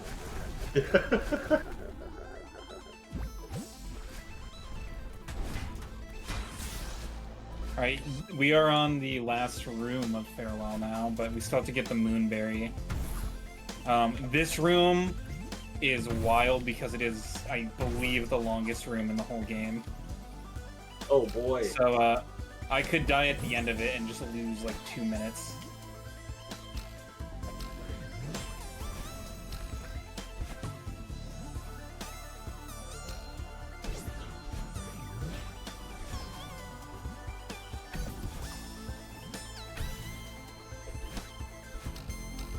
It may not have been a potato cane. Shut up.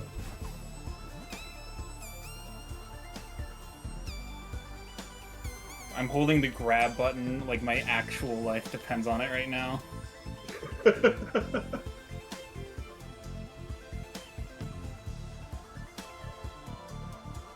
Like, what is this? Okay. We can just get through here safely. So the background of this game just looks like what I imagine Kane's brain looks like when he talks about brain acting. Alright, we chuck that up there. And then we go ahead and do this.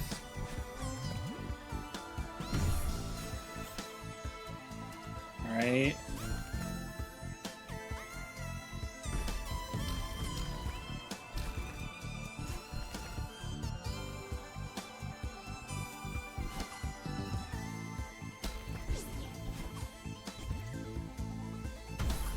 Gotta do a bunch of these. And we get to the last power box. But now we gotta go get the Moonberry.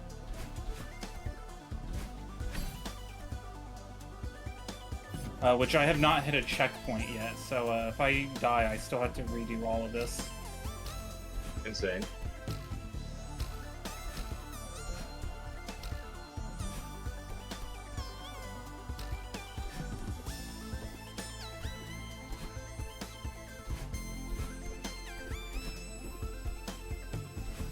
Oh. Nice save.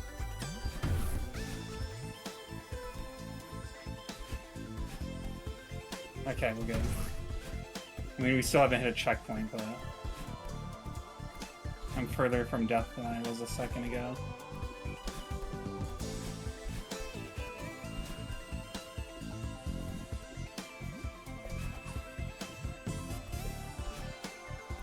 Okay, now we've hit a checkpoint.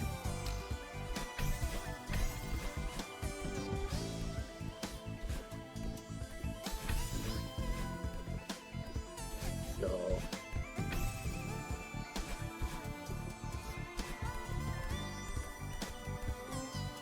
I also didn't even clock when you said it earlier, but I did notice the character's hair turns pink when you have a double jump. Yeah. Double dash, I mean. Okay.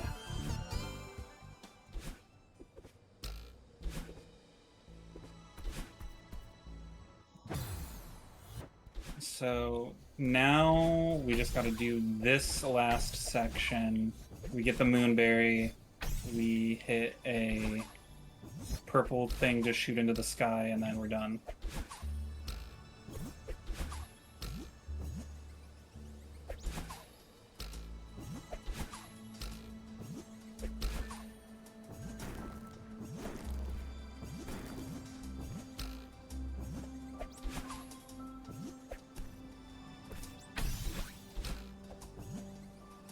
Yeah, damn. This was info that was supposed to stay off stream, but it's whatever. Did you mention before we started this that you have not finished 100% run in one sitting? Yeah, this is actually the first ever 100% run I've done in one sitting. So we're popping off after this, chat. I've only done them like split up into multiple Yeah. sessions. Yeah, PB guaranteed, right?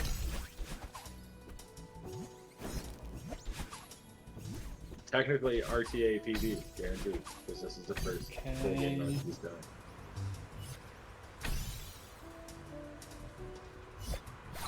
Okay, and now we just gotta not choke this end section. Alright. Here we go.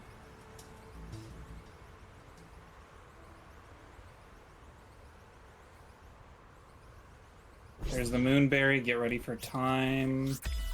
And time. Let's go! I didn't see what your in-game time was, because that's definitely way more accurate than the on-screen time. 3:01:39. Let's go. PB.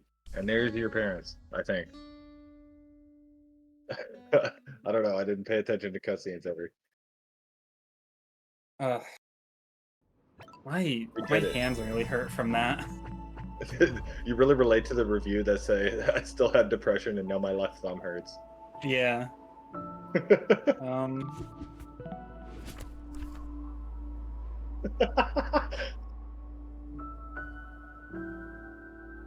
Oh, Yeah, I haven't dropped any frames since before the run started. let's go. Let me... The crazy thing is over my actual PB, that's only plus 13. Seconds? Yeah. Insane. What do you mean actual PB? That's the first full game round we've done. Yeah, I could submit that. Yeah. Thanks for the GGs, everybody. We did it.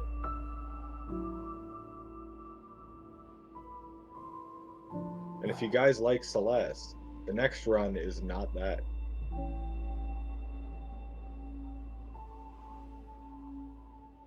I thought that was a good segue.